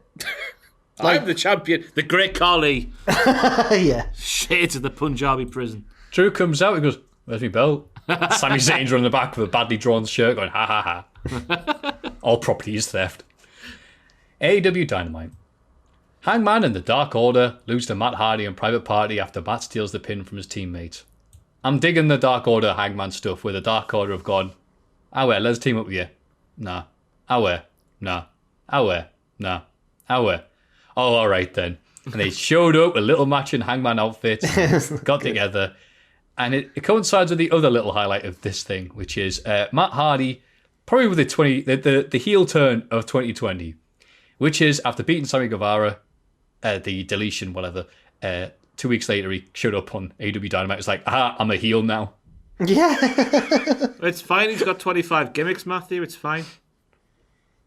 Yeah, and 24 of them are copyrighted by WWE. Yeah, I don't enjoy this Matt. I enjoy the Matt Hardy we saw on this week's Dynamite, but I don't enjoy the changing nature of the Hardy from week to week to week. Don't enjoy that at all. Sorry, Tony, as shocking as it is to say. Don't like something that AEW did. It's alright, after all the positive things we said about Raw, I'm sure WWE hiring us. I like the part where John Silver rode... It's going to sound filthy. Rode Hangman like a horse in the middle of the ring. Bareback. Long John Silver. Because Hangman was like... You'd expect him to be really grumpy in this match. Like Rollins whenever he had a team with the New Day. But Hangman, there was a wry smile at times. He was starting to enjoy it. What are they like, yeah? That little John boy, what's he like? Yeah. He's that one introvert who doesn't want to come to the party, even though he's telling them to have a good time. And as soon as he's there, he has a good time. And I was like, he's Charlie the Unicorn. And the other two are the other two. Wow. Yeah, emo. So references world. 2005 MSN there. Also, I think Reynolds needs a shout out because he was good in this match, and we always forget about him because Silver's so good. And Matt Hardy hit a draping twist of fate from the inside of the ring to the outside, and John Silver took it like a badass. I couldn't believe that. He hurt his knee. On every bit of his body in that spot, but good gun. Cody, after revealing he's going to have a Ben, had a hilarious Only Fools and Horses reference. Cody then beats... Oh, no, dry eye in the house. Cody then beats Angelico, but Team Taz interrupt the celebration and go to beat him up. The lights go out and Sting saves him again. Powerhouse Hobbs looks like he wants to fight Sting, but Team Taz drag him away and they leave. Sting glares at Darby up in the stands. Match was alright, but after the segment, all of Team Taz are out there. Even Baby Taz is there. And Sting comes out, he's like, "It's Sting." And then he leaves. I was just begging for Team Taz to come out and going, "Oh, he's gone," and then beat up Cody. Any thoughts here on the little saga? The match was good. Yeah, I enjoyed the match a lot. Yeah. There was a crisscross. There was a crisscross. Crisscross. Jump. Crisscross. Sorry. Also, it had a slightly sort of... What's it called? Is it diminishing returns? Because it was very similar to Sting's debut, saving Cody from Taz and Team Taz. So, you know. You miss invaluable plot elements. They're still building to a match between Cody and Sting, aren't they? Sting's a bit cheeky, isn't he? Giving him a wink. What are they going to do now with Jade Cargill and Brandy? Because Brandy's pregnant now. So... Oh, Christ, aye. Is it going to be Shaq versus Cody? Yeah, because we were sitting here this list last week, weren't we, going, they're using Shaq to build the Jade versus Brandy. I thought a mixed tag, maybe. But now it's not going to happen. Well, Brandy can't be involved at all. No? Sting's going to take her place. Jade versus Sting. And Shaq will do something, whatever. God, I have no idea what's happening there. Such a strange timeline is developing. Yeah. I'm all for Cody versus Shaq 1-on-1. I feel like they'd make it entertaining in like a Floyd Big Show kind of way. All I want is to get him and slam him so hard that the glass behind the ring, whatever, shatters. That's all I want. Oh, like the backboard. Yeah. Yeah. Don't make it work, whatever. It's special effects. Eddie Kingston comes out to address his three enemies, God, Pac, and Archer. And someone's put here, shag, marry, kill, for some reason. Don't know why they've done that. Disgraceful scenes here at Cultaholic. Marry God. got all the money, I guess. And you get a prime spot in heaven, wouldn't you? Right next to him. What are the 2 options? Pac and who? Lance Archer. Oof. I would see off Lance Archer. In Killingham sense, I mean. Because he just wants everyone to die, doesn't he? Yeah, that's true. So let's stop him killing everybody. I'll kill God. Good for a laugh. That one scene in Star Trek is like, oh, Klingons don't have gods. Ancient Klingon warriors slew them millennia ago because they were more trouble than what they were worth. And then obviously Shag Pack. Archer interrupts and attacks Kingston, but the Butcher and Blade run down to help. The Lucha Brothers join in as well, and here's Pac too. Bit of a tease there because I haven't seen Pac for a few weeks and nothing's been said about him, so glad to see he's actually alive. Pac and Archer get in each other's way, trying to beat down Eddie, so he escapes for now. I like this because not much is happening. It's building momentum. That lovely expression we all love because it's their Christmas festive period. Come on, who's be watching that much next week anyway? But we have the necessary hype up for any one of those to have a go at each other. Yeah. Butcher, Blade, Pac, Eddie, Archer, all of them. I found that this show was quite like that generally, where they've got next week's show coming up, which is after a big basketball game, so they want to put some interesting stuff on there, if in case there's any new viewers. Then the next 2 weeks are that special, the holiday special. So this week I feel like was kind of a setup week rather than a big show-stopping week in itself. Yes, and you've reminded me of something I was going to ask. Apparently, it's in the AEW lot, either they're going to or they've done it already, I don't care. They've reenacted scenes from The Christmas Story, the American film about the kid who wants a gun and he gets a gun and he shoots his eye out and whatever. What? Yeah. I was going to ask, this is a big thing to a lot of Americans, this film. This Christmas, I think it's called The Christmas Story. Okay. I've got to check what it's It's called. got the guy who played George and Stuart Little in, hasn't it? Is that him? Is that the same guy? Christmas Story. Yeah, 1983 film. Maybe not George from Stuart Little then. Oh, where's it gone? It's all talking about God and stuff. Oh, A Christmas Story. Okay, there we go. Not The Christmas Story, which is actually about, that Jesus fella. There we go. Yes, 1983 American Christmas comedy film directed by Bob Clark and based on some guy. Cast, Peter Billingsley as Ralphie Arthur, who... MJF plays that role, I think. Right, he did not play the role in Stuart Little, sorry. Yeah, it's about 10 years too early for my timeline. I don't know anything about films, me. And again, the reason why I asked this question is because I'm big into Christmas films. Like, a lot of people in America love that film, and they consider it part of the Christmas period. I've only seen it once, and I vaguely remember it. Never seen it. So I just want to ask you two guys, you ever see the film or care about it or anything? I've never seen it or even heard of it, I think. But it now explains to me the Fallout Boy song title, You'll Shoot Your Eye Out. You'll spelled like Christmas time. I'm not saying you can tell it's an American film because a kid asked for a gun, but I'm just saying. The Inner Circle face Top Flight, Best Friends, and Varsity Blondes, great name, and a 12-man tag. Jericho uses the bat behind the referee's back, and Hager hits a bad version of Wardlow's F10 for the win. I think that was intentional. It's like a mocking, ooh, look at me, I'm Wardlow, I'm big.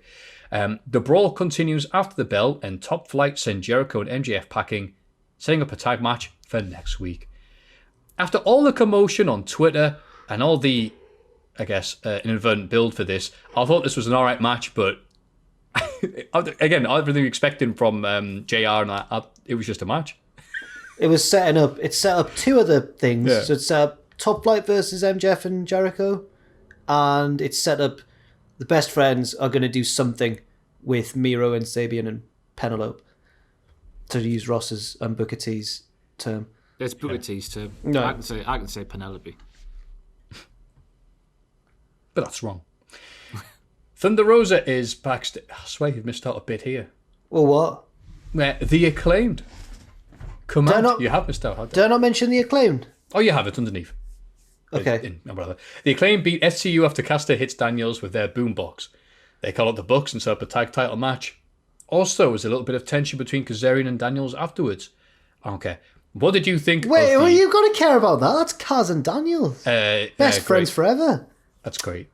God. Oh, I'm so sad. What did you think of the pre-match rap-up? Yo, the Acclaimed. Here we go, and then again. I love them. I'm sold, Maffew. I'm sold. It was the call him CD because he's an outdated format. I was like, oh my God. And then the Frankie Kazarian hair plugs joke didn't work as well in rhyming terms, but it was still all right. And Kazarian spat some bars back at them, saying, "You're out here with your boombox dissing. Are you the Acclaimed or are you men on a mission?" I was like, oh. It was really good. I liked it. I liked their gimmick. I liked them doing stuff. All I read online was people slating them. What? I was Slating gutted. who? Slating who, The Acclaimed. Maffew? No. Tell me who said this. Their name rhymes with Brian Layton. Brian. Oh, that's too hard. Oh, Ryan Sutton. Ryan. Oh, Satan. He wasn't really. I just like name dropping him, making fun of him. No, it's just fans I speak to. My little bubbles were like, "Oh, they look so bad in this match." And I went, No. "Did they?" No. Like, to be fair, I did note in Graded that SCU battered them for most of the match and then they got that cheap win at the end. But they're heels. And went to compare them to like Enzo and Cass, you've got the mouthpiece and you've got the one who's actually hard. And a bit like England's Hardest Men, the North tag team. Wow. But I feel like it's fine for them to get battered by Daniels and Kazarian and then win. Because Enzo Amore used to get battered all the time and then you'd have to rely on Cass. Well, in this case, they had to rely on cheating. I think it's fine. Yeah, I'm sure they appreciate that comparison. So I'm all for them. Thunder Rosa is backstage and says she doesn't accept Britt Baker's claim that she doesn't belong in AEW. She also says Britt has a big nose. Britt jumps Rosa and says she's ugly under the face paint. Shakespearean, it says here. Well, right. So WWE often, especially in women's feuds, fall back on physical appearance-based rivalries or like insults to do with physical appearance, right? But I think they do it way too often, especially with the women's division. So even though Britt and Thunder Rosa's feud isn't just built on this, I was a bit annoyed when they brought it into it because I was like, oh, try and be a bit more original. But what did you think? Well, I think it fits I know what you're saying, but we have just finished a bit where a guy's made fun of somebody with hair plugs. Yeah, that is very true. I get what you're saying, though. But he made it rhyme. I like Britt Baker doing her thing, so I'm all right with it. You are right where you're saying Britt Baker can do whatever she wants. It does fit her kind of Mean Girls character, I suppose. I agree with everything that was said there. Sorry, I'm just listening in the background. My housemate appears to be coughing every second, so I'm a bit distracted. What's his name again? Paul. Go and check he's all right, will you? You neglected him last week. Some might even think you don't give a crap about Paul. We'll get the door fitted. We'll check them.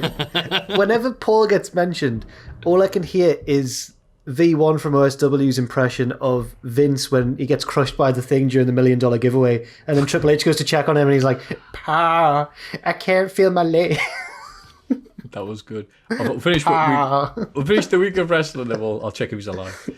Serena Deeb and Big Swole beat Ivelisse and Diamante in tag team action. Nyla Rose runs down to beat up the babyface afterwards, but she's hit with a chair by Red Velvet. Woohoo. Whoa. This is a proper women's match on Dynamite, man. Rejoice. Yeah, it was. It was, but Deeb and the other NWA people are so much better. Deeb's AEW. She's just a champion. Now she's official AEW. Oh, no. Yeah. She's NWA champion, though. So what that means, I don't know, but she's officially got a contract and she's signed with AEW. Thunder Rosa is not. She's NWA. It's all very confusing, I know. Yeah. Oh, okay. Where's Layla Hirsch? She AEW. She wasn't on the... I'm only going off the official roster page. This is all I'm going off. The Acclaimed are on the official roster page. Yeah. Me and Jack did a tier. Everyone we talked about, Jack, is on the AEW roster page. What I noticed is that we didn't talk about Top Flight, but they are. On the roster page? But they are They signed. did a Twitter, a big thing that they've signed, yeah. Oh. Well, they're not on the roster page. Should we just give them a tier now? Top Flight. Middle. I'd go all right, yeah, from what Yeah, we've yeah, cool. done so far. I haven't done too much. Yeah. That's weird, then. Yeah, it was. I thought AEW were good at the roster, keeping the roster page up to date. I thought it was just WWE. No. Maybe it's a symptomatic of the wrestling business as a whole. Oh, that's the big question this week. Who has the best roster page in all of wrestling? It's Impact, by the way. Who can keep their roster page up to date? Impact's image quality is the best in wrestling on their website. It is superb. Whenever we get sent like press releases from Impact and that, the quality of the images is out of this world. This is really boring, I'm sorry. No, you're right though. When I do need an image, it's one of the weirdest things. Everyone else have this. When you need an image, maybe not everyone can relate to it. We want an image from something that happened on Raw, and you have to like go through the maze of WWE.com. Yeah. Because it's not click here for Raw photos. It's like highlights of Raw, certain superstar, and you're like, all right, there we go. There's the photos all right, arranged 50 together. times. Yeah. In a slideshow like this, and it's great. You expect to see, what's it called? Who's in the maze? Oh, it's going so well, Maffew. It's gone. It's down. It's down. Theseus. Yes. Thank you. A lot of yeses. Hey. Kenny Omega beats Joey Janela in an ODQ main event, the best type of match Joey Janela should be in, with Don Callis providing commentary on a live microphone. And there's some good exchanges here with Tony Schiavone. Says, like, oh, move out of the way, I'll sit down. He's like, nah, kiss my ass. Tony's just like, no. No, and then they start talking like, yeah, Kenny, you're the best. And then it's either Jim Ross or Tony says, they ran out of material when the bell rang. That's it. People were quite skeptical, that's the wrong word, critical of this match because it's Kenny Omega. He's got to beat opponent who he's had a great match with, the first AEW Dark, I believe, the no DQ wild match. That's to keep Joe Janela strong. Oh, yes, yeah. No, this is an example of last night's show tying up loose ends. Oh, yes, right. it is. Cast your minds back to the start of the pandemic, if you will. Joey Janela was involved in the tournament, wasn't he, but couldn't participate because of COVID. No, what? John Sonny Kiss. That wasn't that. Was that long ago? No, that wasn't that long ago. Well, I don't know if it was during the. I thought he was injured. It happened this year. Yeah. So Sonny Kiss took his place. So Joey last night had a shot at getting a shot at the title, didn't he? If he won last night, he would have got a shot. So that sort of tied that loose end up. There was another example which I can't remember from last It's just coming up now. Sorry. Yeah, I was going to say, I love that you added the detail. If Joey Janela won, they would receive the title shot. I'm like, did anybody read that bit? Did anyone pay attention to that? Even commentary, even Excalibur was like, yeah, and if he wins, he'll get a title shot. Right, he's going to get battered. Go on, Joey. But this was all about Kenny the new dick. With his new dick manager. Talking it's a crap, new both dick. of them. Yes, it is. And they're both doing microphone bits and him annihilating him. Janela seemed to be very out after he took the dive. He sat in the chair and took the dive, and no one seemed to notice and protected him. And then Janela did the leg drop from the ring the outside. It's all right, though. He landed very safely on Kenny Omega's face. Yeah. Look at those. Kenny Omega is immune to anything, as we just saw in Triple Mania when he had that amazing match with Laredo Kid. And his style of wrestling really stuck out when you appreciate he did all that in a lucha ring. It was hard as concrete. And he was doing, he did the one-winged angel off the top, falling backwards, amongst lots of other things. So well done, Kenny Omega, you freak robot, you. Oh, are lucha rings hard? They're renowned for it, yeah. That's why the style of wrestling is. It's all mostly rolls and dives and down the outside and stuff. Yeah, makes sense. That's why you don't see many people doing big moves off the top and stuff. Because it's like, that's it, I ain't getting up. I knew that Japanese rings were renowned to be rock solid, but I didn't realise that Mexican ones as well. Fair enough. Yeah. Pac interrupts the celebration, woohoo, to reveal that he's spoken to Tony Khan. And it says, which must have been a weird conversation, and has set up Omega versus Phoenix versus December 30th. Not Pac versus what we might think. Omega is fuming. Because Phoenix, like Ross said, is a loose end, because he never got eliminated from the tournament. He just got injured. Right. Yes. Yeah. You sounded proper like Alan Robson there when you did that Pac impression. Is that a good thing? Why I? Thank you. So yeah, I mostly enjoyed AEW because at least they're setting up stuff that's happening. Kenny Omega is supposed to be a weirdo robot, as opposed to half a Raw. NXT. I'm looking forward to hearing what Jack's got for us here. Right, right. So I don't know if my notes are just too succinct here, or if not that much happened that needed to be explained. It was all very straightforward, I think. That's fine. Gargano and Theory beat Leon Ruff and Kushida Is Kushida just wearing jeans now full time? Oh, he loves Back to the Future. Denim. 80s. Neon. Fair enough. I don't know. He's had a touch of the Eddie Edwardses, hasn't he? Now he's a street guy. Yeah. Leon Ruff didn't get all of the dive to the outside. That's all I saw of this match. Austin Theory has a nice finisher. It's changed its name. It's a twisty thingy. It used to be called ataxia. Now, I don't know what that is. But it sounds like a medical condition, so I might Google it now. Is that like an Italian? I was going to say, like, an Italian asking for a taxi. Christ. Ataxia is a neurological sign consisting of a lack of voluntary coordination of muscle movements. Anyway, there we go. Oh, is that actually it? The sentence went on for way too long explaining. Oh, okay, fair enough. the And details. what is the new name for it? The Way. Because the stable... Oh, is it called This Is The Way? And the stable's The Way. The stable's the way. Because of And the move's Mandalorian. called This Is The Way. Pete Dunne is To fuming somewhere. Amarillo. Sasha Banks should have the rights to that name. She was on the bloody Mandalorian. I've not seen it, but I do want to watch it, so I'm just Shocking, gonna that. duck out of any spoilies. Oh, they say that every episode. There's Okay, a spoiler right. thing. I don't know what am I talking about them for. Moving on. Ciampa beats Tyler Rust. Tyler Rust. Why is there a wrestler called Tyler Rust? I ask this every single week, and he's got rust-coloured gear. Do you notice Makes that sense. this week? He had that on the Yeah. indie scene. No, why does he need rust-coloured gear and Rust as a name? No, Maffew, it was metallic on the indies. Now it's turned into rust on the next day. Oh, no. Well done, Jack. Think Thank you. about. Hey. So this is Russ Taylor, or Rusty Taylor, I guess. Now Tyler Rust. Rust. I don't mind that name, by the way. Maybe it's just because I know him, but He's not going to win a title, though, is he? That might bite me Hey, in the arse. he held up his end of the... He didn't get battered as much by Ciampa as I thought he would. No, it was a good match. You can tell he's good at the... I've never seen him wrestle before last night. You can tell he's very good at the wrestling. He had a couple of good moves. He's got a lovely physique. But at the end of the day, his second name is Rust. No, well, I mean, Dolph Ziggler won the World Heavyweight Championship. That's a fair point, well made. Thank you. yeah, 30 years ago. Yes, he's fitter than a butcher's dog, so it's nice to win NXT. Ciampa beats him, of course. I think he's beaten everybody who's coming in so far. Good on you, Ciampa. Before wiping his face on a Timothy Thatcher shirt. The disrespect. Thatcher comes out and they're held apart.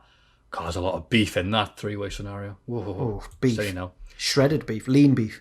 5% beef. Costs a bit more, but it's worth it. Kyle O'Reilly beats Pete Dunne to become the new number one contender. He'll face Finn Balor at New Year's Evil. That name, man.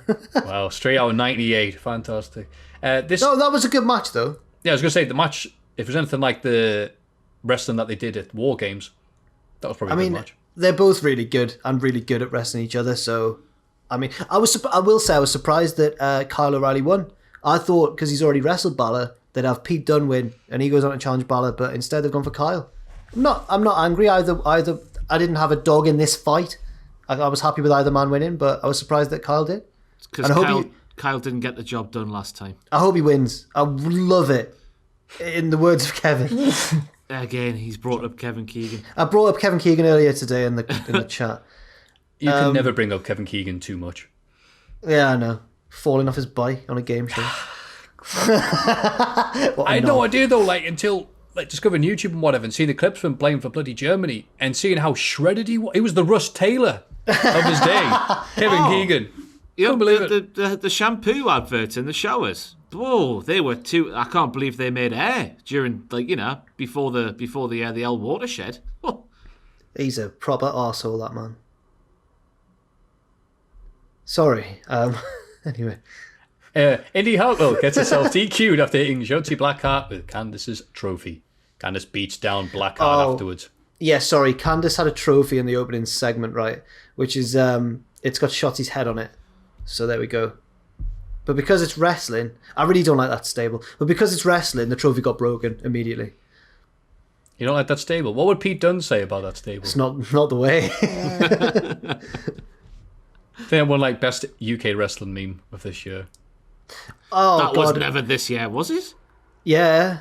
Oh, wow. And Mad Kurt interacted with me on Twitter today, and I just got immediate anxiety because I'm like, what's he trying to do? I just got scared straight away. I was like, he's trying to make me look like a fool. He's more scared of you than you are of him. Bloody hell. Like a spider. Yeah. Mad Kurt chimed in on the billion lines debate on the side of the lions. Of course, he saw something trending and went, ooh, I smell clout me. Hello, this is a DM from a billion lions. Karrion Kross squashes Desmond Troy and calls out Damian Priest for New Year's Evil. Mwahaha. What was Desmond's old name? Because he was on Raw a few times this spring, wasn't he? Who is Desmond Troy? I recognise his singlet. Yeah, I'll have a Google if you want. On, go Here on. we go. I hope I'm speaking about the right guy. I'm sure I recognised the singlet before. Desmond Troy, WWE. This is tense, this. She had a really long name. Cage match. Denzel Dejournette. Yes, that's him. Denzel Dejournette. What a lovely name. Double D. I can barely remember the WWE roster, and you guys remember the jobbers. It's amazing. Just remember his singlet. It looks a bit wrong. It looks a bit wrong. You know how you have honestly, you've got either your two options. You've got your Taz singlet, so your full thighs are out, or you got your Rob Van Dam or your Kurt Angle singlet where your thighs are covered. His is like, I don't know how to explain it. I just remember thinking that looks a bit wrong. That in terms of if there is a wrong answer for a singlet. I get what you're saying. I think it shows off a lot of the thigh, and if you got it, why not flaunt it? Do you remember when Zack Ryder wore that one-legged tights to the Royal Rumble? Like the barber. Did he wear that regularly around the time, or was it just a one-off? No, a regular thing. Oh, was it? Okay, fair enough. But it was on ECW and Sci-Fi, so no one was watching. And then Tony Storm beats Rhea Ripley in the main event after interference from Raquel Gonzalez. Yes. So that's carrying on. They're really getting behind Raquel, actually, at the minute. I thought she would be going after the title, me, after War Games, and not Rhea Ripley. Yeah, me too, actually, because she did pin the champion. Yeah. Strange. So what's We'll have to find out. I don't know. No. Not this week. Not at all. She's got no program going, has she? Not that I can think of, no. Is she taking time off? Sneakily. You know, they like sneakily let someone have time off so they don't have to vacate the belt. Unless New Year's Evil is hinting at Evil from New Japan Pro Wrestling's debut in NXT. Are they together, or is that... That's why I've made the connection. Apparently they're married. No. They're married, aren't they? Or engaged or something? How could she marry someone so untrustworthy? Disgusting. He betrayed LIJ for Bullet Club. Anyway. New Year's Evil. Dexter Lumis is the host as well. That was... Why do they need a host all the time? You're not getting a push. Here, present this show and shut up. Who is going to challenge her next? Candice. She's already challenged her and lost. Yeah. Yeah, but now she's part of... The Way. That's right. My Way. Oh no, they're going to reenact that, aren't we? Yeah. They are. Oh, because they had Austin Theory doing the bloody It's Me, Austin. Oh, God. All right. Well, that was the week of wrestling. Let's end it. Now I'm going to see if my housemate is still alive. Let's have a rummage in our mail bags. He's fine. Let's have a look in the mailbag. Maffew, I'm not fine. A man has stolen my billion lines thing on Twitter as we speak. Oh, no. What happened? Anyway, well, he just reposted the exact same question, but he's got double my followers and he's verified. Anyway. Oh. Doesn't On matter. the plus side, you know that means you did a really good thing on Twitter. Because people don't steal the crap things. They don't steal the good things they can get away with. Would you like to name drop him and say something negative about him? It's on my Twitter, it's fine. Fantastic. Well, if you want more of that Drink Saga, please go to Jack's Twitter, which is... Jack the Jobber. Would you have Twitter if it wasn't for work? Like, if you didn't have this job, would you have Twitter? I did. I don't think I would. I did at uni. But I had, everyone only followed each other, so we all had, our mates, and that was it. My concept of what Twitter is so warped by this job that I don't know. There's multiple times a week I think I might just deactivate my Twitter. I would love to. I mean, there's no point, is there? What's the point in Twitter? It would make me a far less anxious and I think a far more positive person. But we need it to promote stuff, don't we, and retweet our own content. So I don't know. Yeah, it's my primary news source as well in terms of the wrestling. Yeah. That's your question, Ross. No, I wouldn't use it if I was doing wrestling because it can mess my head. Yeah. But I look at it in a different way to people. I know Twitter's bad because I think so many people use it as a way of giving. Oh, I feel a bit bad.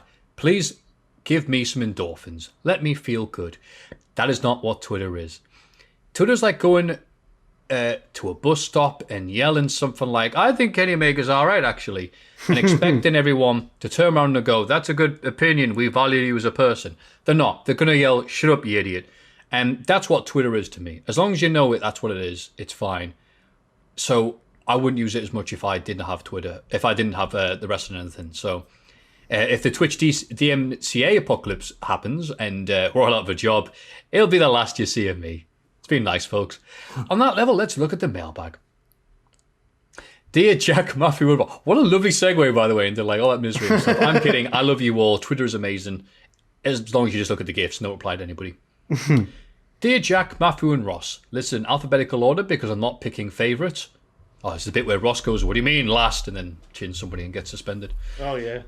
Now that we're reaching the point of the pandemic where the vaccines are starting to be distributed, fingers crossed, I wanted to write in and say how much your podcast has meant to me these 9+ months.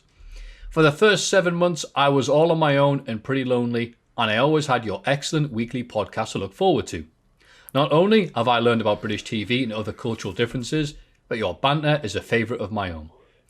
And then this past month or so, it somehow got worse, as my dad's being diagnosed with cancer and is undergoing chemotherapy. Jesus. We think he can beat it, but this is definitely rough times. But every weekend, your good lot has entertained me with hours of excellent banter. And through the mailbag, I've got a sense of camaraderie. Camaraderie? Jesus. A sense that we like each other, hearing the other letters with terrible personal stories. So to Jack, Maffew, Ross, and Adam and Samino and 2, I send my sincere thanks. You helped make some terrible times more livable. Sending my thanks all the way from New York. I hope to politely say hi at some wrestling show when we can travel back to your country. I met Maffew at Progress 100 and he was a nice gent. Oh, Christ. I have an actual question. If you could give a wrestling promotion a vaccine you made against one of their biggest... What?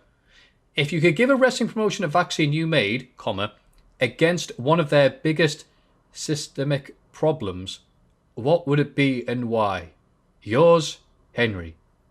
Cheers, Henry. So, for example, I've taken that, Maffew, as like AEW and tag team rules, like the referee's discretion. I would give them a vaccine. Is that what they're saying? Right. Okay. Matthew's Thank you. That was an emotional roller coaster of a letter, Henry, by the way. Thank you very much. Very sorry to hear about the news. Yeah. As if you're right, when it rains, it pours. Best of luck to your dad. And again, we're glad that we can, in our own little way, help that little bit to you and many other people. And you're right, there is a sense of camaraderie, nailed it, amongst ourselves and the people that we get letters from. Because sometimes they come on the Twitch, they call them the good Twitter, not the bad Twitter. And yes, thank you for that, pal. And I think I vaguely remember meeting you at Progress 100. Yes, I think you met my mum as well. Yeah. You're all right, Henry. You're all right. Did she get me card, by the way? You sent her a card? Oh, I don't know. Ages ago. I never heard back. I thought I'd made a pen pal. Oh, I'll let her know. Oh, you know what? She'll be watching this. She'll be scrubbing. She'll be putting this off and going, right, give me the pen. Write it down. So thank you for saying that. She'll appreciate that. So if you could give a wrestling promotion a vaccine you made against one of the biggest... No, I know what Matthew's going to say. You're going to be like... It's going to be I think when you were reading that, I thought you thought it was like chemical castration. I swear to God, we said biggest systematic problems. I'm like, well, why would I give that a vaccine? Yeah. But no, I get it. Yeah, I get it, Henry. Sorry. Yeah, I understand now. What would I give? Whoever gives Riddle promos. Just jab him in the back like that. Watch him go. That's not how vaccines work, is it? Sorry. whoever would fix them.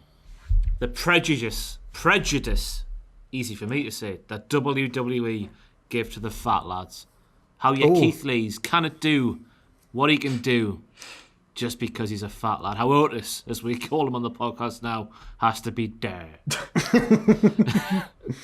How they can't just be magical and vivacious and all kinds of good words. How they always have to be big and stupid and cumbersome and terrible in every way.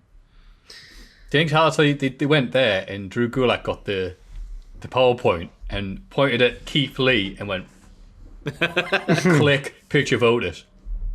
That's what we want. Anyway, Jack, what would you give a vaccine to? I would go WWE as well, and I'd give WWE a vaccine against, I think the same, I don't know how to say it, but the same booking patterns, the same segments leading up to it. Right, I've got a specific example. I would vaccinate WWE against non-champions beating champions all the time to set up a future title match. And I'd give them a vaccine. This is sort of linked. I'd give them a vaccine against people only wrestling against each other who they're feuding with. Why can't wrestlers wrestle other people on the card? They're all separated into their own little bubbles. So by the time you get to a pay-per-view and it's Orton versus Fiend, you've had Orton versus Wyatt 3 times before that. So that's my answer. Cheers, Henry. Howdy, boys. Greetings from Frankie in Texas. Howdy, mate. Howdy. Damn it, why have I done another accent? Cultaholic and Triple Jump, among others, have been helping tremendously through this pandemic. I always look forward to the weekly podcast, and you guys always keep me laughing. By the way, do we get messages from people who go, "Hi, it's Jimmy from Boston. I hate your podcast. You have made lockdown much worse." They wouldn't message. They just wouldn't message us. That's a thing for Twitter, not the email account. Yeah. You're right, that makes sense. My question is this. If VR technology was good enough to allow you to watch a wrestling match through a particular wrestler's eyes, which match or matches would you choose, and whose eyes would you view the match through, and why? I would choose several, but one that sticks out to me would be Undertaker and Mankind's Hell in a Cell match at King of the Ring 98. I'd like to see exactly what it looked like from Foley's eyes to fall through the crowd of this unforgiving steel structure. By God. Anyways, keep up the amazing work, guys. I'll keep glued to the channel for the freshest of wrestling content. And that's from Frank LaMonica from Texas. Thank you, mate. Thank you. Everything's bigger in Texas, including your heart, Frank. So, whose eyes would you look through, and which would... I'd be Masato Tanaka, getting tossed off by Michael. Yes. I have a question. I sounded like the woman in The Simpsons. Ben, I have a question. Is this like those 3D rides in the Life Centre? I think so, yeah. Where you feel like you're moving around as well? Or do you use it purely visual? Because if it was being able to like feel the movements of what's going on... Steady. Then I would choose someone like Nick Jackson or Ricochet or someone who's like proper mad flippy. But if it's just the visual, then it'd just have to be someone in the main event of one of the bigger WrestleManias, just to see all the crowd and that, see what it looks like. Yeah, I'll go for let's say, Rollins cashing in the main event of WrestleMania and running down the ramp and all that. Yeah, you could be the title belt. Yeah. Yeah. Let's not mention nice. Ryan. Anyway. And what are you talking about? Like, to see what it'd be like in front of a giant crowd. You've been in front of a giant crowd.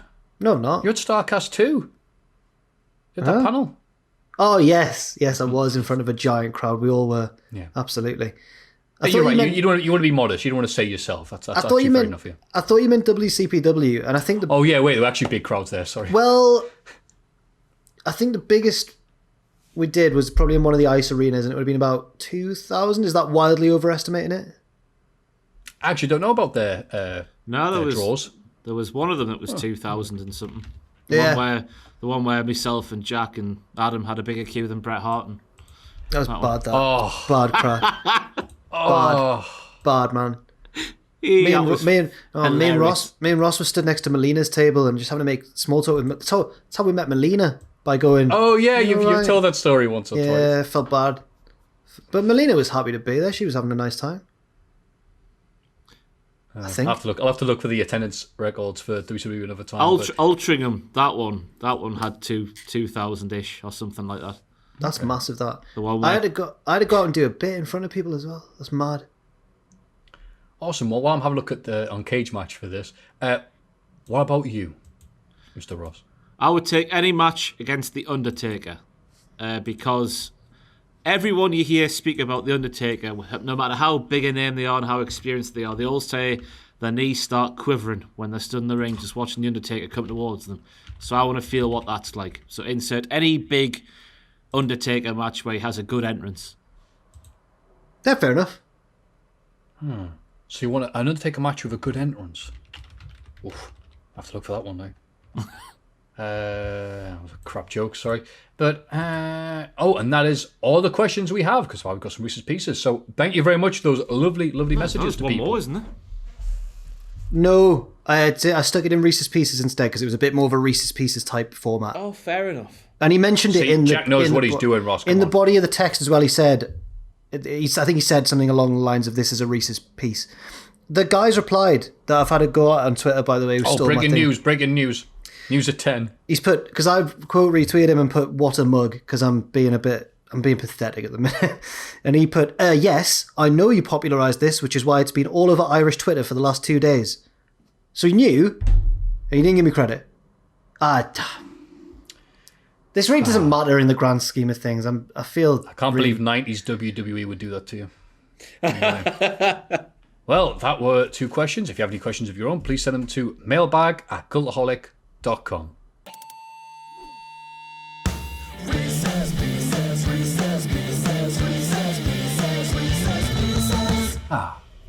Reese's Pieces. I'm forcing the R's at this point. So big on ahoy hoy. After watching the greatest Christmas movie of all time, The Muppets Christmas Carol, it made me think of the Reese's Pieces. So I ask you, the wrestling world... Oh, see, so we can comment there. So I ask you, the wrestling world is doing a reenactment of A Christmas Carol. Who's playing who? Before I go on to that, are there any other favourite Christmas films that you have that you watch every year? Home Alone's, isn't it? Including 3. Not having anything bad to say about 3. Thing is, why does everyone give... Sorry, you watched 3? Is that a joke or not? Well, sorry to interrupt, but 3's my favourite one. No, that's too far. I don't get the hate that people have for 3. Yes, I know it's not got Macaulay Culkin in it, but it's still equally as entertaining. I would even say it's Shades 2. It's also got Scarlett Johansson in a cameo. A young one. A young Scarlett Johansson. It's also got a great song. This is my town. Watch your step if you come around. A great line when he gets smacked in the crotch. He's like, "Oh, you smacked my winky." Yeah, that's not one of the highlights. Hilarious. Hilarious. It's also... whoa. Here, Ross is on his last legs here. I was thinking, like, is Ross going to just like, sorry, I'll fake a concussion and get out of this bloody discussion. Honest, lads, the build up to Christmas every year is the same, and every year I'm shocked by it, even though it's the same every year. Yeah. Just working terribly long days trying to fit everything in. Oh, we need to have better planning next year, I tell you what. Just in October, Jack, just remind me, sit everyone down. Here's the plan for Christmas, and not wait until like the middle of December before going, oh, here's 50 ideas to do. We'll get them all done. Get them all done. Oh. I like Jingle All the Way, Arnold Schwarzenegger. Top tier. Great film. Turbo Man. And I just had to justify it. Home Alone 3 was the first one that I saw, so it's kind of got a... Do you know what I mean? Bloody hell. Yeah, I know. Cool. What's yours, Maffew? Every year when I see my dad at Christmas, we have to watch, it's mandatory, we have to watch not just Muppets Christmas Carol, but Scrooge with Alistair Sims giving an amazing performance. I've not seen it. Because so expressive. Whatever he's doing, he's very good at it. I'll tell you what I've been watching this year. It's on Amazon Prime. It's a Christmas Carol, but it's been colourised. It's the one from 1930 whatever. I find old films like that fascinating, just to see how crap they were, and people found it entertaining. Just how far we've come in like all realms of entertainment from that period of time. It's so boring. It might be just slower paced than what we're used to. No, it's just so boring. But I just find it fascinating. Now think like how how crap things used to be back then. Oh, it's good, thank you. It's good watching it, see how bad it is. Anyway, moving on. The question is, who should we cast for the world of wrestling into these roles? I'm going to go me, Jack Ross. Ebenezer Scrooge. Wow, there's so many people you could choose for this one, eh? Who else this year has taken Twitch money from the downside agreement? It has to be Vince McMahon. That makes way more sense. I was going to go for Seth Rollins. Why? Why is that? Just imagine him being Scrooge. Exactly. Go expert. It gets Jacob Marley's change and starts spinning them. But no, Vince is probably the better choice. Yeah, Vince was my answer there, yeah. Okay. Bob Cratchit. Oh, well, who's the tightest man in all of it? It's got to be Mick Foley, who once Power Slam magazine once covered because he'd... no, that's not... Cratchit's the generous, nice one. He's the nice one. I'm very, very sorry. Yes, that's... You think the amount of times I've watched it, I know the bloody characters by now. Bob Cratchit... who's... Sami Zayn. Nice. I'll go for... I was going to say Tony Khan, but... yeah. I'll go for... I really can't decide, actually. Mick Foley. You know what? Tony Khan. Because he's generous to us, right, lads? Yeah. Do you reckon there's people out there who actually believe we get money from Tony Khan? Yeah. It's this point where there's people who don't know it's a joke and go, well, they talk about it every bloody episode. Hiding in plain sight, they call it. I can't believe my Mick Foley shout got so quickly overlooked there. That was fantastic. It was a good pick. Cheers, thank you. Thanks. It was a good pick, but a journalist had said it 10 minutes before you. Tiny Tim. Me. He was always injured. NXT. Gargano. No, he's not injured though. Tyler Bate. Tiny Tyler. He is tiny in one sense that he's short, but he's also huge. So I don't know. That's those ironic names like Robin Hood. It's called him Tiny Tim. Why? He's jacked. Jacob Marley. Who's Jacob Marley again? His old partner who died and warns him. Yeah. You will be visited by 3 spirits. Right, that's... It's got all the chains and locks. Who could that be? Junkyard Dog, because all the chains? Aye, that'll do. That's good enough for me. I'll go with that as well. Rough one, that. Wait. Who's going to beat that dog? Jacob Marley. The Ghosts of Christmas Past. Toots Mond. I was going to go for Adam Paci's favourite wrestler in the entire world. Luthez. Oh, he is his favourite as well. He loves Luthez. How did that start? Was it just in a list or something? We had a magazine at What Culture, and it was going to be the 100 greatest wrestlers of all time. And we had to write down our 100 greatest wrestlers of all time. Oh. Some people interpreted that literally, and some people... Sorry, we had to do our top 10s, and they would get included in the magazine amidst the countdown. And some people interpreted that to mean your favourite 10 wrestlers of all time. I did that, personally. I did that as well, yeah. Pacini took that literally, who are the greatest 10 wrestlers of all time. So it looks like out of Adam's favourite wrestlers, number 4 is like Luthez. He just loves Luthez. You know, because that's almost on form for him, playing the role of a complete wanker. To say that, oh, mate, when I was a young kid in the early 90s, I watched Crystal Maze, Nightmare, and I'd stick a bit of Luthez. I'm trying to think of a wrestler that's as scary as the Ghost of Christmas Past from the Muppets. But I don't think any wrestler's as scary as... New Jack. Okay. Go and visit the Ghost of Christmas Past. Yeah. Oh, gotta hit that note. Jesus. Can't believe I hit that. The Ghost of Christmas Present. He's a giant, isn't he? Yes, he's a big, jolly... Well, I think he was a giant in the books, but he definitely is a Muppet. But he's a jolly, happy thing. Big Show. Shaquille O'Neal, sorry. A jolly giant. Kevin Nash. Oh, yes. Kevin Nash. Have you seen those cameos? Fantastic. Has he done cameos? He's on Cameo now, yeah. Oh, thank you. I need to check that out after this. Got nothing planned for I the rest saw of a the really, day. I'm being serious, like a really sincere one to this woman got shared on Reddit a few days ago, I think it was, at the time of recording. Oh. Really nice from Big Kev. Big Sexy. That's a nice thing. I'm going to go with Kevin Nash eating pasta at the place, the microphone here. Just like... just... Scrooge is like, oh, I hate Christmas, Goes to Christmas Present. What do you think? It's like, doesn't work for me, brother. He just doesn't care. Come inside and know me better. Man. The Ghost of Christmas Future. MJF. Yeah. Just scary bloke. Right done, New Jack. This is tense, this. I know, right? Future. It shouldn't be. Who's like future?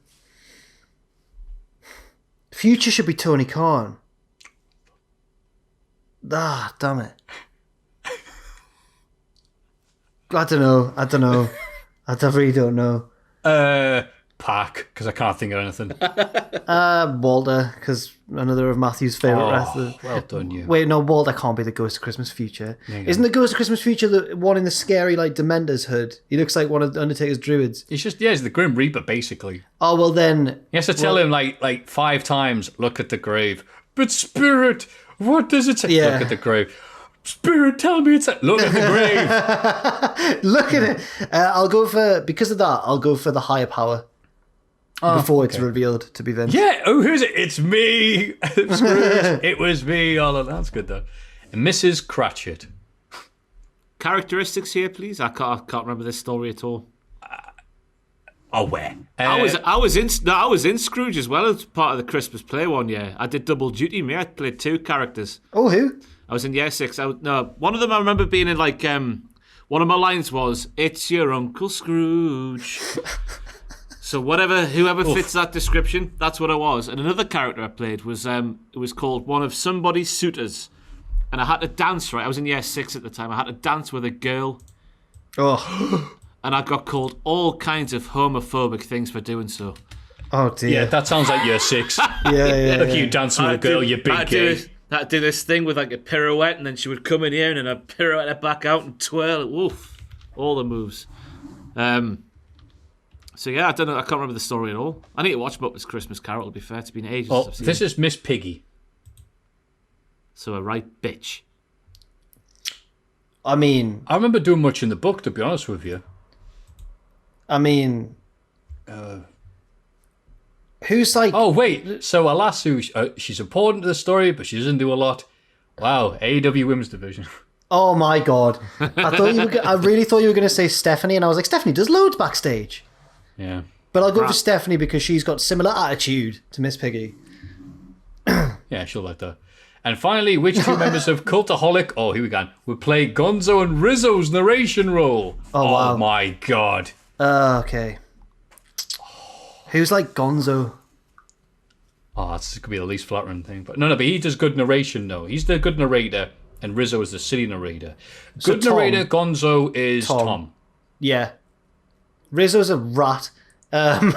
So he was like a little ratty bastard in Cultaholic. Should we all say Pachiti on the count of 3, or should we say individually? No. I was going to suggest either Owen for being... Oh, I forgot. Yeah, that Lover's Quarrel. Well, I was going to say you because of the North commentary team. Oh, yeah, that worked. I'll take it, yeah. There we go. Oh, rat. Go on, Ross. You can say it. Huh? Who would be Gonzo and Rizzo? I thought we decided, you and Tom. Oh, you're in agreement? Oh, sorry, I didn't want to get in the way of you arguing the point. No, fine. Thank you for the fantastic content you put out, and enjoy your holidays. Use the time to do what I do and rewatch Simpsons seasons 1 to 9. Oh, well done. Cheers, lads, and happy holidays from AJ Lawrence. Thank you, AJ Lawrence. Thank you, mate. Topeka, Ohio. Audience. Ohio. Thank you. A staple of the god-awful new generation era of WWF was the wrestling doesn't pay characters. People who eschewed... Is that how eschewed? Oh, I haven't said that Eschewed. word. Sorry. Like, Eschewed. got like shunned, like Yes, avoided. that's right. Yeah.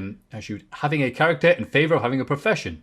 In honour of the recently retired The Undertaker, undoubtedly the most successful wrestler of occupation, I suggested Reese's Pieces pitting them against each other. I tried to match any similar gimmicks, but if you think of any others, please throw them in. Oh, we will, don't worry. I never thought of Undertaker as an occupational gimmick, but I guess he is. Well, he's an Undertaker. Well, actually, is he though? Is he actually an Undertaker? Early on, he would make caskets, wouldn't he?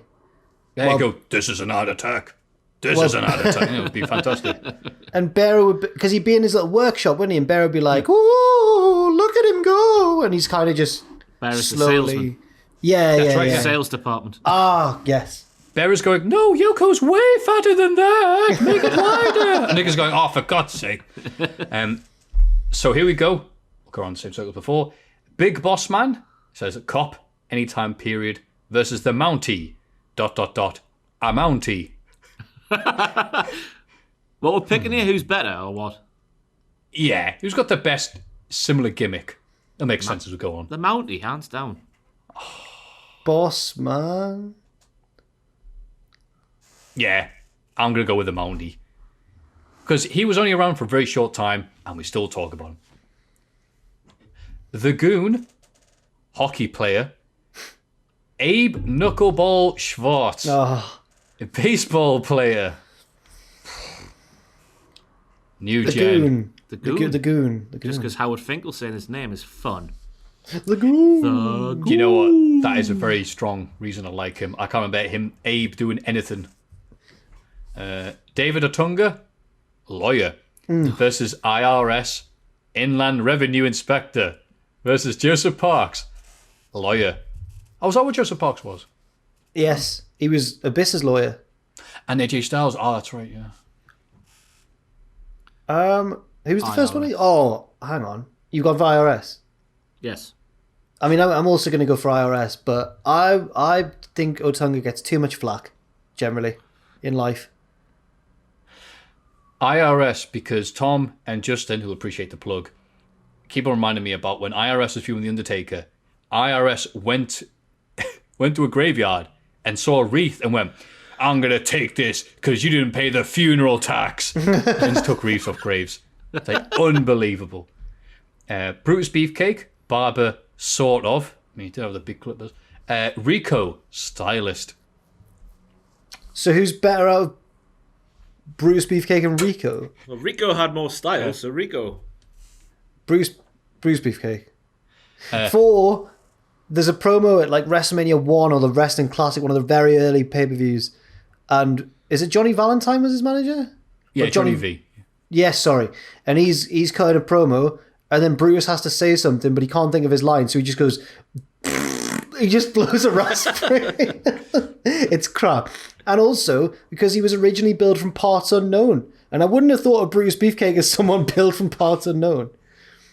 There's a big rib on him. He can make that noise, by the way, with his nose. I'm going to say Rico because people like him. No. Is that a reference to his accent or something else? You can't be doing that. I don't know. It's just a party trick he does. The Repo Man, we all know, self-explanatory, versus Rick the Model Martel, also self-explanatory. It was the first one I was lost in that. the Repo Man. So what? The Reaper Man or Rick Martel? Yeah, they're very similar occupations, I guess. Aye, what? He repossesses your heart, Rick the Model Martel. I love Repo Man, still do. It's your turn, Ross. Yeah, Repo Man. Sorry. Oh, that big yawn was his answer. We'll hurry along. I'm sorry. Sorry, I'm struggling here. I know, mate. You're doing a good job, mate. You're working very hard. I'll go for Rick Martel, probably. Oh, Christ. Don't worry, this will cheer you up, bro. Primo and Epico Matadors or Primo and Epico Timeshare Salesman. Timeshare Salesman? Yeah, the Shining Stars. The Shining Stars? Yeah, 100%. They were dead when the primetime players came on and went, how could you be Matadors from Puerto Rico? And they had no comeback. It's like, yeah, it's a good point, mate. Let's stay at the timeshare. So, yeah, timeshare.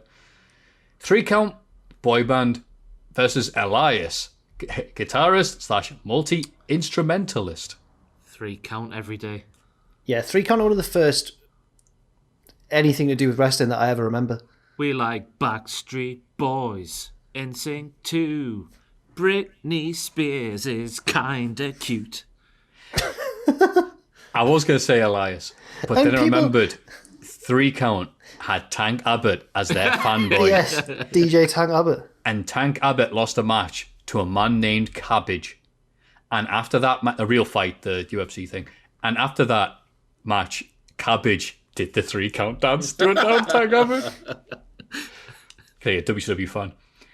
Dean Douglas, teacher, versus Isaac Yankem, dentist. Why wasn't it Matt Striker, teacher? Yeah. Teacher. Let's do that instead. Dean Douglas, teacher, versus Matt Striker, teacher. Or Britt Baker versus Isaac Yankem. We'll do the first one first. Okay. Matt Striker. Probably Matt Striker. Yeah. You didn't get buried by the click, etc. And then Battle of the Dentist, who have you got? Britt Baker. Yeah. Tough call, of course. I don't know why it took so long to think of that. Well, I'll have to act like we're thinking. TL Hopper, plumber, versus Duke the Dumpster Drosy, bin man. What? These are going off the rails slightly. The guy started off doing them similar, now it's just a bit silly. The binman, Duke the Dumpster Drosy, because they get paid more than you think. Good for they deserve it. 30 grand a year. At my next door neighbour when I was growing up, he was a binman by day and a waiter by night. Raking it in, he was. Raking it in. Not if you had a shower in between. I'll go for Duke as well. Duke Drosy. I'm pretty sure this match happened on a 96 episode of Raw, which still did more viewers than this week's Raw. Duke the Dumpster Drosy, Bin Ben Cool. Val Venus Porn Star versus Sparky Plug Race Car Driver. Thrill Seekers, one and all. Gimmicks that went nowhere. Sparky Plug. Yeah, it's got to be Bob. I'll go with Val Venus Porn Star because how funny it is me and Tom watching on SmackDown podcast. Venus is trying to shed the thing that, yes, I used to be a porn star, but now I'm just a wrestler. And it's not quite working that well. The Godwins versus Repo Man. What? Doing double duty now. I'm getting deja vu, yeah? Yeah. The Godwins. Repo Man. He's putting a shift. The Repo Man for working hard. Thank you for taking the time to consider all this pun-filled nonsense.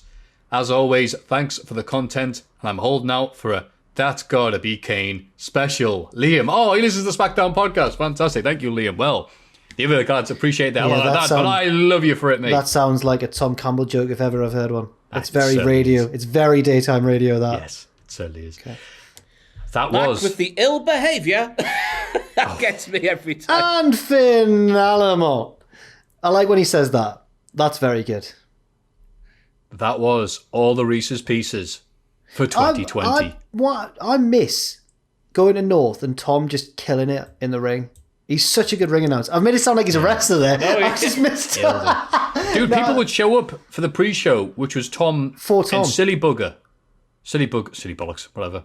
Yeah, I swear there for no reason. He's, honestly, I think he might be the best host of a wrestling show I've ever seen. In terms of being able to see people literally come to the show to hang out with him and also some wrestling, absolutely. Yeah, absolutely. All right, enough kissing his ass. Thank you very much for the Reese's Pieces you've sent over the years. And don't worry, it's going back in 2021. It's not over. Send them, please, to mailbag@cultaholic.com. It's Cultaholics.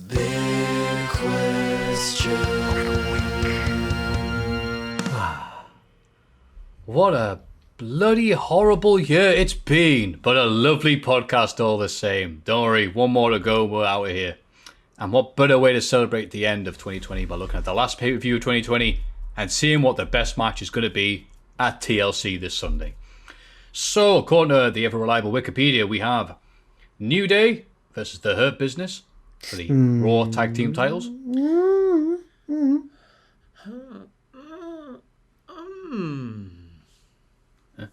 Sasha Banks versus Carmella for the SmackDown Women's title.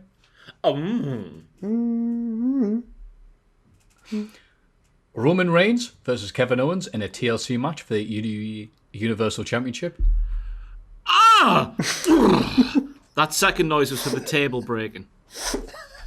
I don't want to join in with these because I'm just taking away from Ross's noises. We're not get into it, man. Get into it. Let it flow. Well, just let it out, man.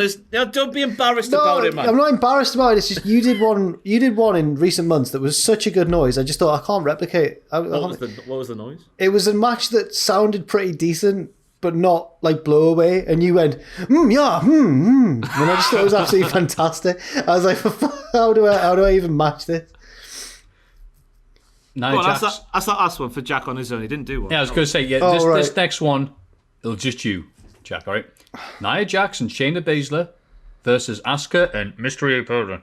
Right, how do I convey that in a single noise? Because I've got mixed feelings about this match. Make a mixed feelings noise. 10 out of 10. Cheers.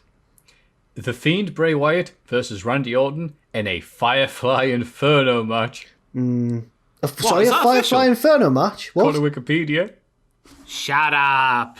Is it cinematic? Shut up. It's cinematic, or it's just Inferno. Be nothing cinematic about this, mate. What are you on about? That means our TLC pictures is now out of date officially before it's even been published. It's on the WWE website, yeah.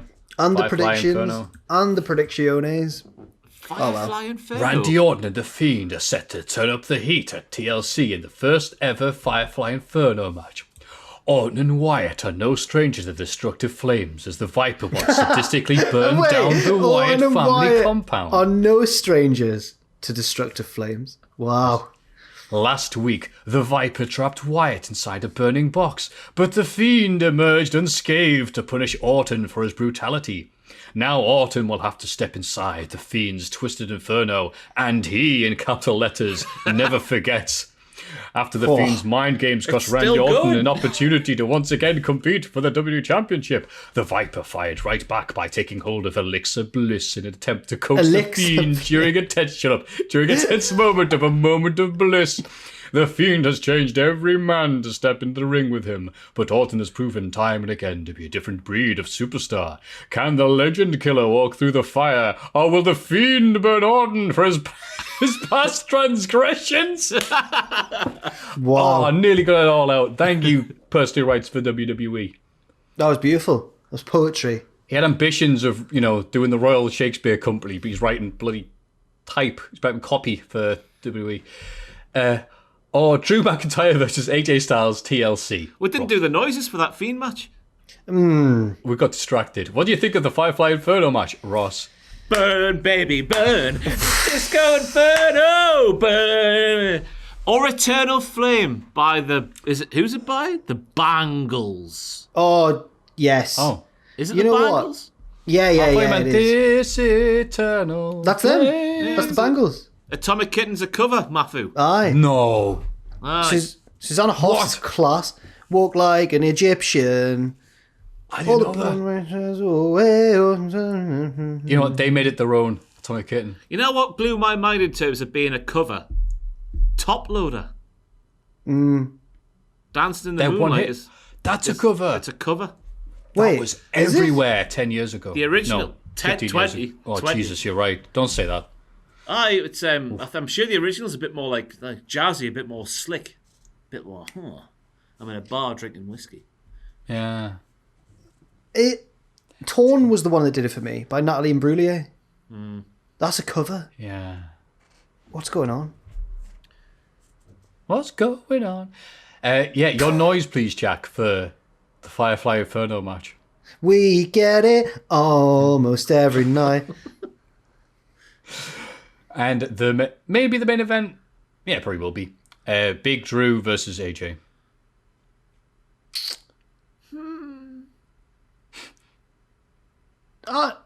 My noise is I think this is going to be the best match of the night. The Lutez of the night. Yes, it is going to be. I think that one, to segue into the actual discussion, I think that's going to be the best match of the night. Oh, okay. Actual discussion now, Ross, or a noise if you like. It's up to you. You're your own man. What do you think is going to be the best? Go on. Sorry, I'll let you finish your sentence, Maffew. As the host of this illustrious podcast, I do apologise. That's fine. I love you. What do you think is going to be the best match of the night, Ross? After the shocking revelation of about a minute and a half ago, it's got to be the, what's it called? Inferno Disco? Firefly Inferno match. Because why not? So we saw the Firefly fun. So it's going to be inside Randy Orton's head. We might see who's been making the voices. I'm only saying that because I interpreted the Firefly Funhouse match of WrestleMania to be taking place inside of John Cena's head. None of it was real. Therefore, we're going to see who's been shouting at Randy Orton all these years. It's going to be an acid trip. I think it's going to be. I think it's going to take place in the real world. Do you reckon? Actually, yeah. I think it's going to just be an Inferno match. When's the pictures going live? Can we say what was said on there? Bollocks, man. Who cares? I reckon that we'll actually see Randy Orton get set on fire. Then one of my pitches will come true. That's what I reckon. That's what'll make it the best match of the night. Randy Orton on fire in fuego. I think we will as well. You know, I think you're right. And then his hair will get burned off, and him and Kazarian will swap places. They do look similar now that Kazarian has the hair. They do. Not after he was roasted by the Acclaimed. Oh. I like the idea of you saying... Oh, sorry, go on. What do you think's the best match of the night? But carry on. Beg your pardon. I was going to join the discussion and say if it happens in Randy Orton's head, which would be nice and makes sense with this whole cinematic bollocks, it would be funny if inside Randy Orton's head is just a smaller Randy Orton. With that in mind... so Kazarian... Hello, Randy! Randy, go left! Just turns around. Kick Vince McMahon in the head now, Randy. Do it. Kick him hard. Must obey. It would tell who him we to kidding? The voice is going to go, Chinlock, Randy. Chinlock, yeah. Sorry, I saw you coming, Jack. I had to get in. Roman Reigns versus Kevin Owens, I think will be the match of the night because it's Roman Reigns, the person to keep you motivated to watch WWE right now. Fair. I say that Drew AJ will be better because I'm interested to see how Drew does in a TLC environment. But Roman's not exactly a high flyer either, to be fair. So fair enough. Well, you can take your work rate and you can shove it up your ass. So I want to see two big men setting each other on fire. The problem is now that Ross he's on his way back up into delirium, but the podcast's nearly finished now. And peaks and troughs this game is, isn't it? Yeah. Know when to climax at the right moment, and I've came too soon. It's we're being kicked out of the club now because it's shutting. Now he's energetic. He's like, let's find another club. The Red Bulls kicked in. Here, I went to this place once in Leeds, or York, which was like a post nightclub, like a nightclub that stayed open extra late, right? And it was after we'd been out, and then we went to Willow. So we came out of the first nightclub. I'm like, are we going home now, lads? They were like, no, Jack, we're going to Willow, because these were my mates who went to York Uni. We went to Willow, which was a Chinese restaurant by day, nightclub by night. And in this nightclub, which was renowned for being tacky and crap but brilliant, there was bowls of prawn crackers around. I didn't touch the prawn crackers because they were next to the toilets, one of them. People were coming out of the toilets with pissy hands, grabbing a prawn cracker. I'm like, no, I'm not having that. Nibbles in a club, though. Well, it could have been, if the execution was better. It was like Lucha Underground. If the execution was better, then it would have been revolutionary. Mate, that sounds not to sound like the Yorkshire Minor sketch from Monty Python, but not when I was in Bish, but like last year, or maybe 2019. Yeah, well, you know what I mean. There was news that coming up in my news feed that there was like a bog standard looking pizza takeout place that was having like disco lights and selling alcohol. And just decided, no, we want people to come in and stay at this tiny area, like where you could get served at a pizza place. That's the giant takeout thing. People come in and hang out and party. And that's it. We'll just put the lights on, tell them Smirnoff Ice, and then that's it, right? And they're like, no, the concept of no, that's not how it works at all. That's not how clubs are made. Don't know, but when I was in Sunderland at uni, there was a place down the road from like where the Point is, I think it was called, like the Diamond Strip, the main strip in Sunderland next to the bus station. Just this little takeaway. It looked like a takeaway, but it did roast dinners, like full Sunday roasts on a night out. Was it nice? Was unreal. Really? I don't know if it was actually nice. I was, gone by that stage of the night, but it was lovely just to walk home with mince and dumplings and a bit of meat. I bet. In a box. That sounds like my idea of hell, that nightclub in the pizza place. Because after a night out, if I'm hungry and I just want to get a takeaway and stumble home, my idea of heaven would be like a deserted takeaway. I'm not a fan of the drunk and all the camaraderie of all being drunk in the takeaway together. I feel on edge and I don't like it, and I just want... He beat a Munchies on the next to Big Market. Yeah. The punch machine, and it's kicking off. Limbs are going everywhere, and you're just worried that someone's going to swing and fall over and bang into you. It's just too much, isn't it? Especially when you're trying to order stuff, right, Ross? When you're going, oh, can I have a cheese pizza? And I hear dunk. The Subway on. Oh, I know what you mean. Yeah. Up from Tup Tup is bad as well. If you catch it on a rough night, not a fan. Anyway, that's our review. Oh, yeah. All right. You know what? We're just having a little meeting now about stuff that only we care about. Yeah, that 24-hour, that McDonald's, terrifying. On Granger Street. Well, it's got a security guard, so... Hey, last time I was in there, he was missing because the amount of people in there that should not have been indoors at that period of time. Terrifying. What do you think of them? What do you think of the... Is it the Town Fry? Yeah, Town Fry. That's my mate's go-to place. Right. Because they do a cracking pizza there. Right, sorry. Yeah. Shout out to the food father. That just sounds like something at the start of a reggae song. Shout out to the food father. Enter the dragon.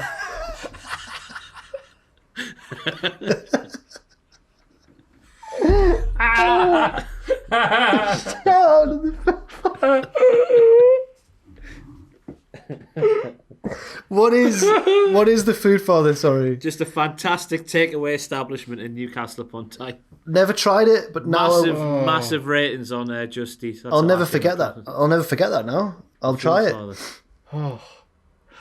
Right, on that happy note, thank you very much. Jungle is massive. Food for the food father. Skull for the skull throat. Shout out to the food father. Ding, ding, ding, ding, ding. Thank you very much for making the Cultaholic Wrestling Podcast part of your 2020. You watched one episode, half an episode, or switched off long ago, you can't hear me. Thank you very much for everything you've given us, the presenters over the years, with the Patreon, the mailbag, the Reese's Pieces, the wonderful art you make on Twitter, the stolen tweets you take from Jack, and everything else. I've deleted my whole argument with him.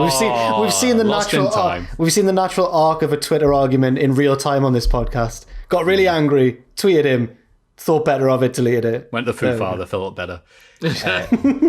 But I think I speak for everybody. Thank you very much for this. Hope you all have a lovely, safe, festive period, no matter what you're doing. With the 3 or 4 days, and how you work it, that we're allowed to do in this country. And from all the other areas of the world that don't even have a lockdown anymore because they're sensible. Well done, you gets. Don't choke on your turkey or anything like that. Jack, is there anything you'd like to plug or say before we say goodbye to 2020? Well, I feel like usually I'd plug mine and Owen's Football Manager streams, but he actually departs for Liverpool next Wednesday. So I don't know if we'll actually be doing one, but I'll keep people posted if I do decide to brave a solo stream. Apart from that, Adam Pachi is doing his TLC reactions on Sunday. I'm doing What Happened At. Ross is doing WTF. Tom's doing Graded. All the usual stuff. And that'll be the last pay-per-view of the year. We'll have a little break. Wonderful. Ross? This is ITV News at 10 with Mark Austin and Julie Etchingham. Good evening, paedophiles. Thank you so much for supporting. Thank you so much for supporting everything we do this. Cultaholic. Good evening, paedophiles. That's the end of the podcast. That's the end. That's how we're ending this. Professional podcast. Oh, God. Yes, there's a watch-along list with Tom Campbell and myself and mystery people that work for Cultaholic joining in. I'll have my last stream of 2020, 6 p.m. Saturday. And that, as they say, is that. We'd like to end the podcast by putting the fists up to 2020. Yeah. And saying 3, 2, 1. Good riddance. Bye. Bye-bye.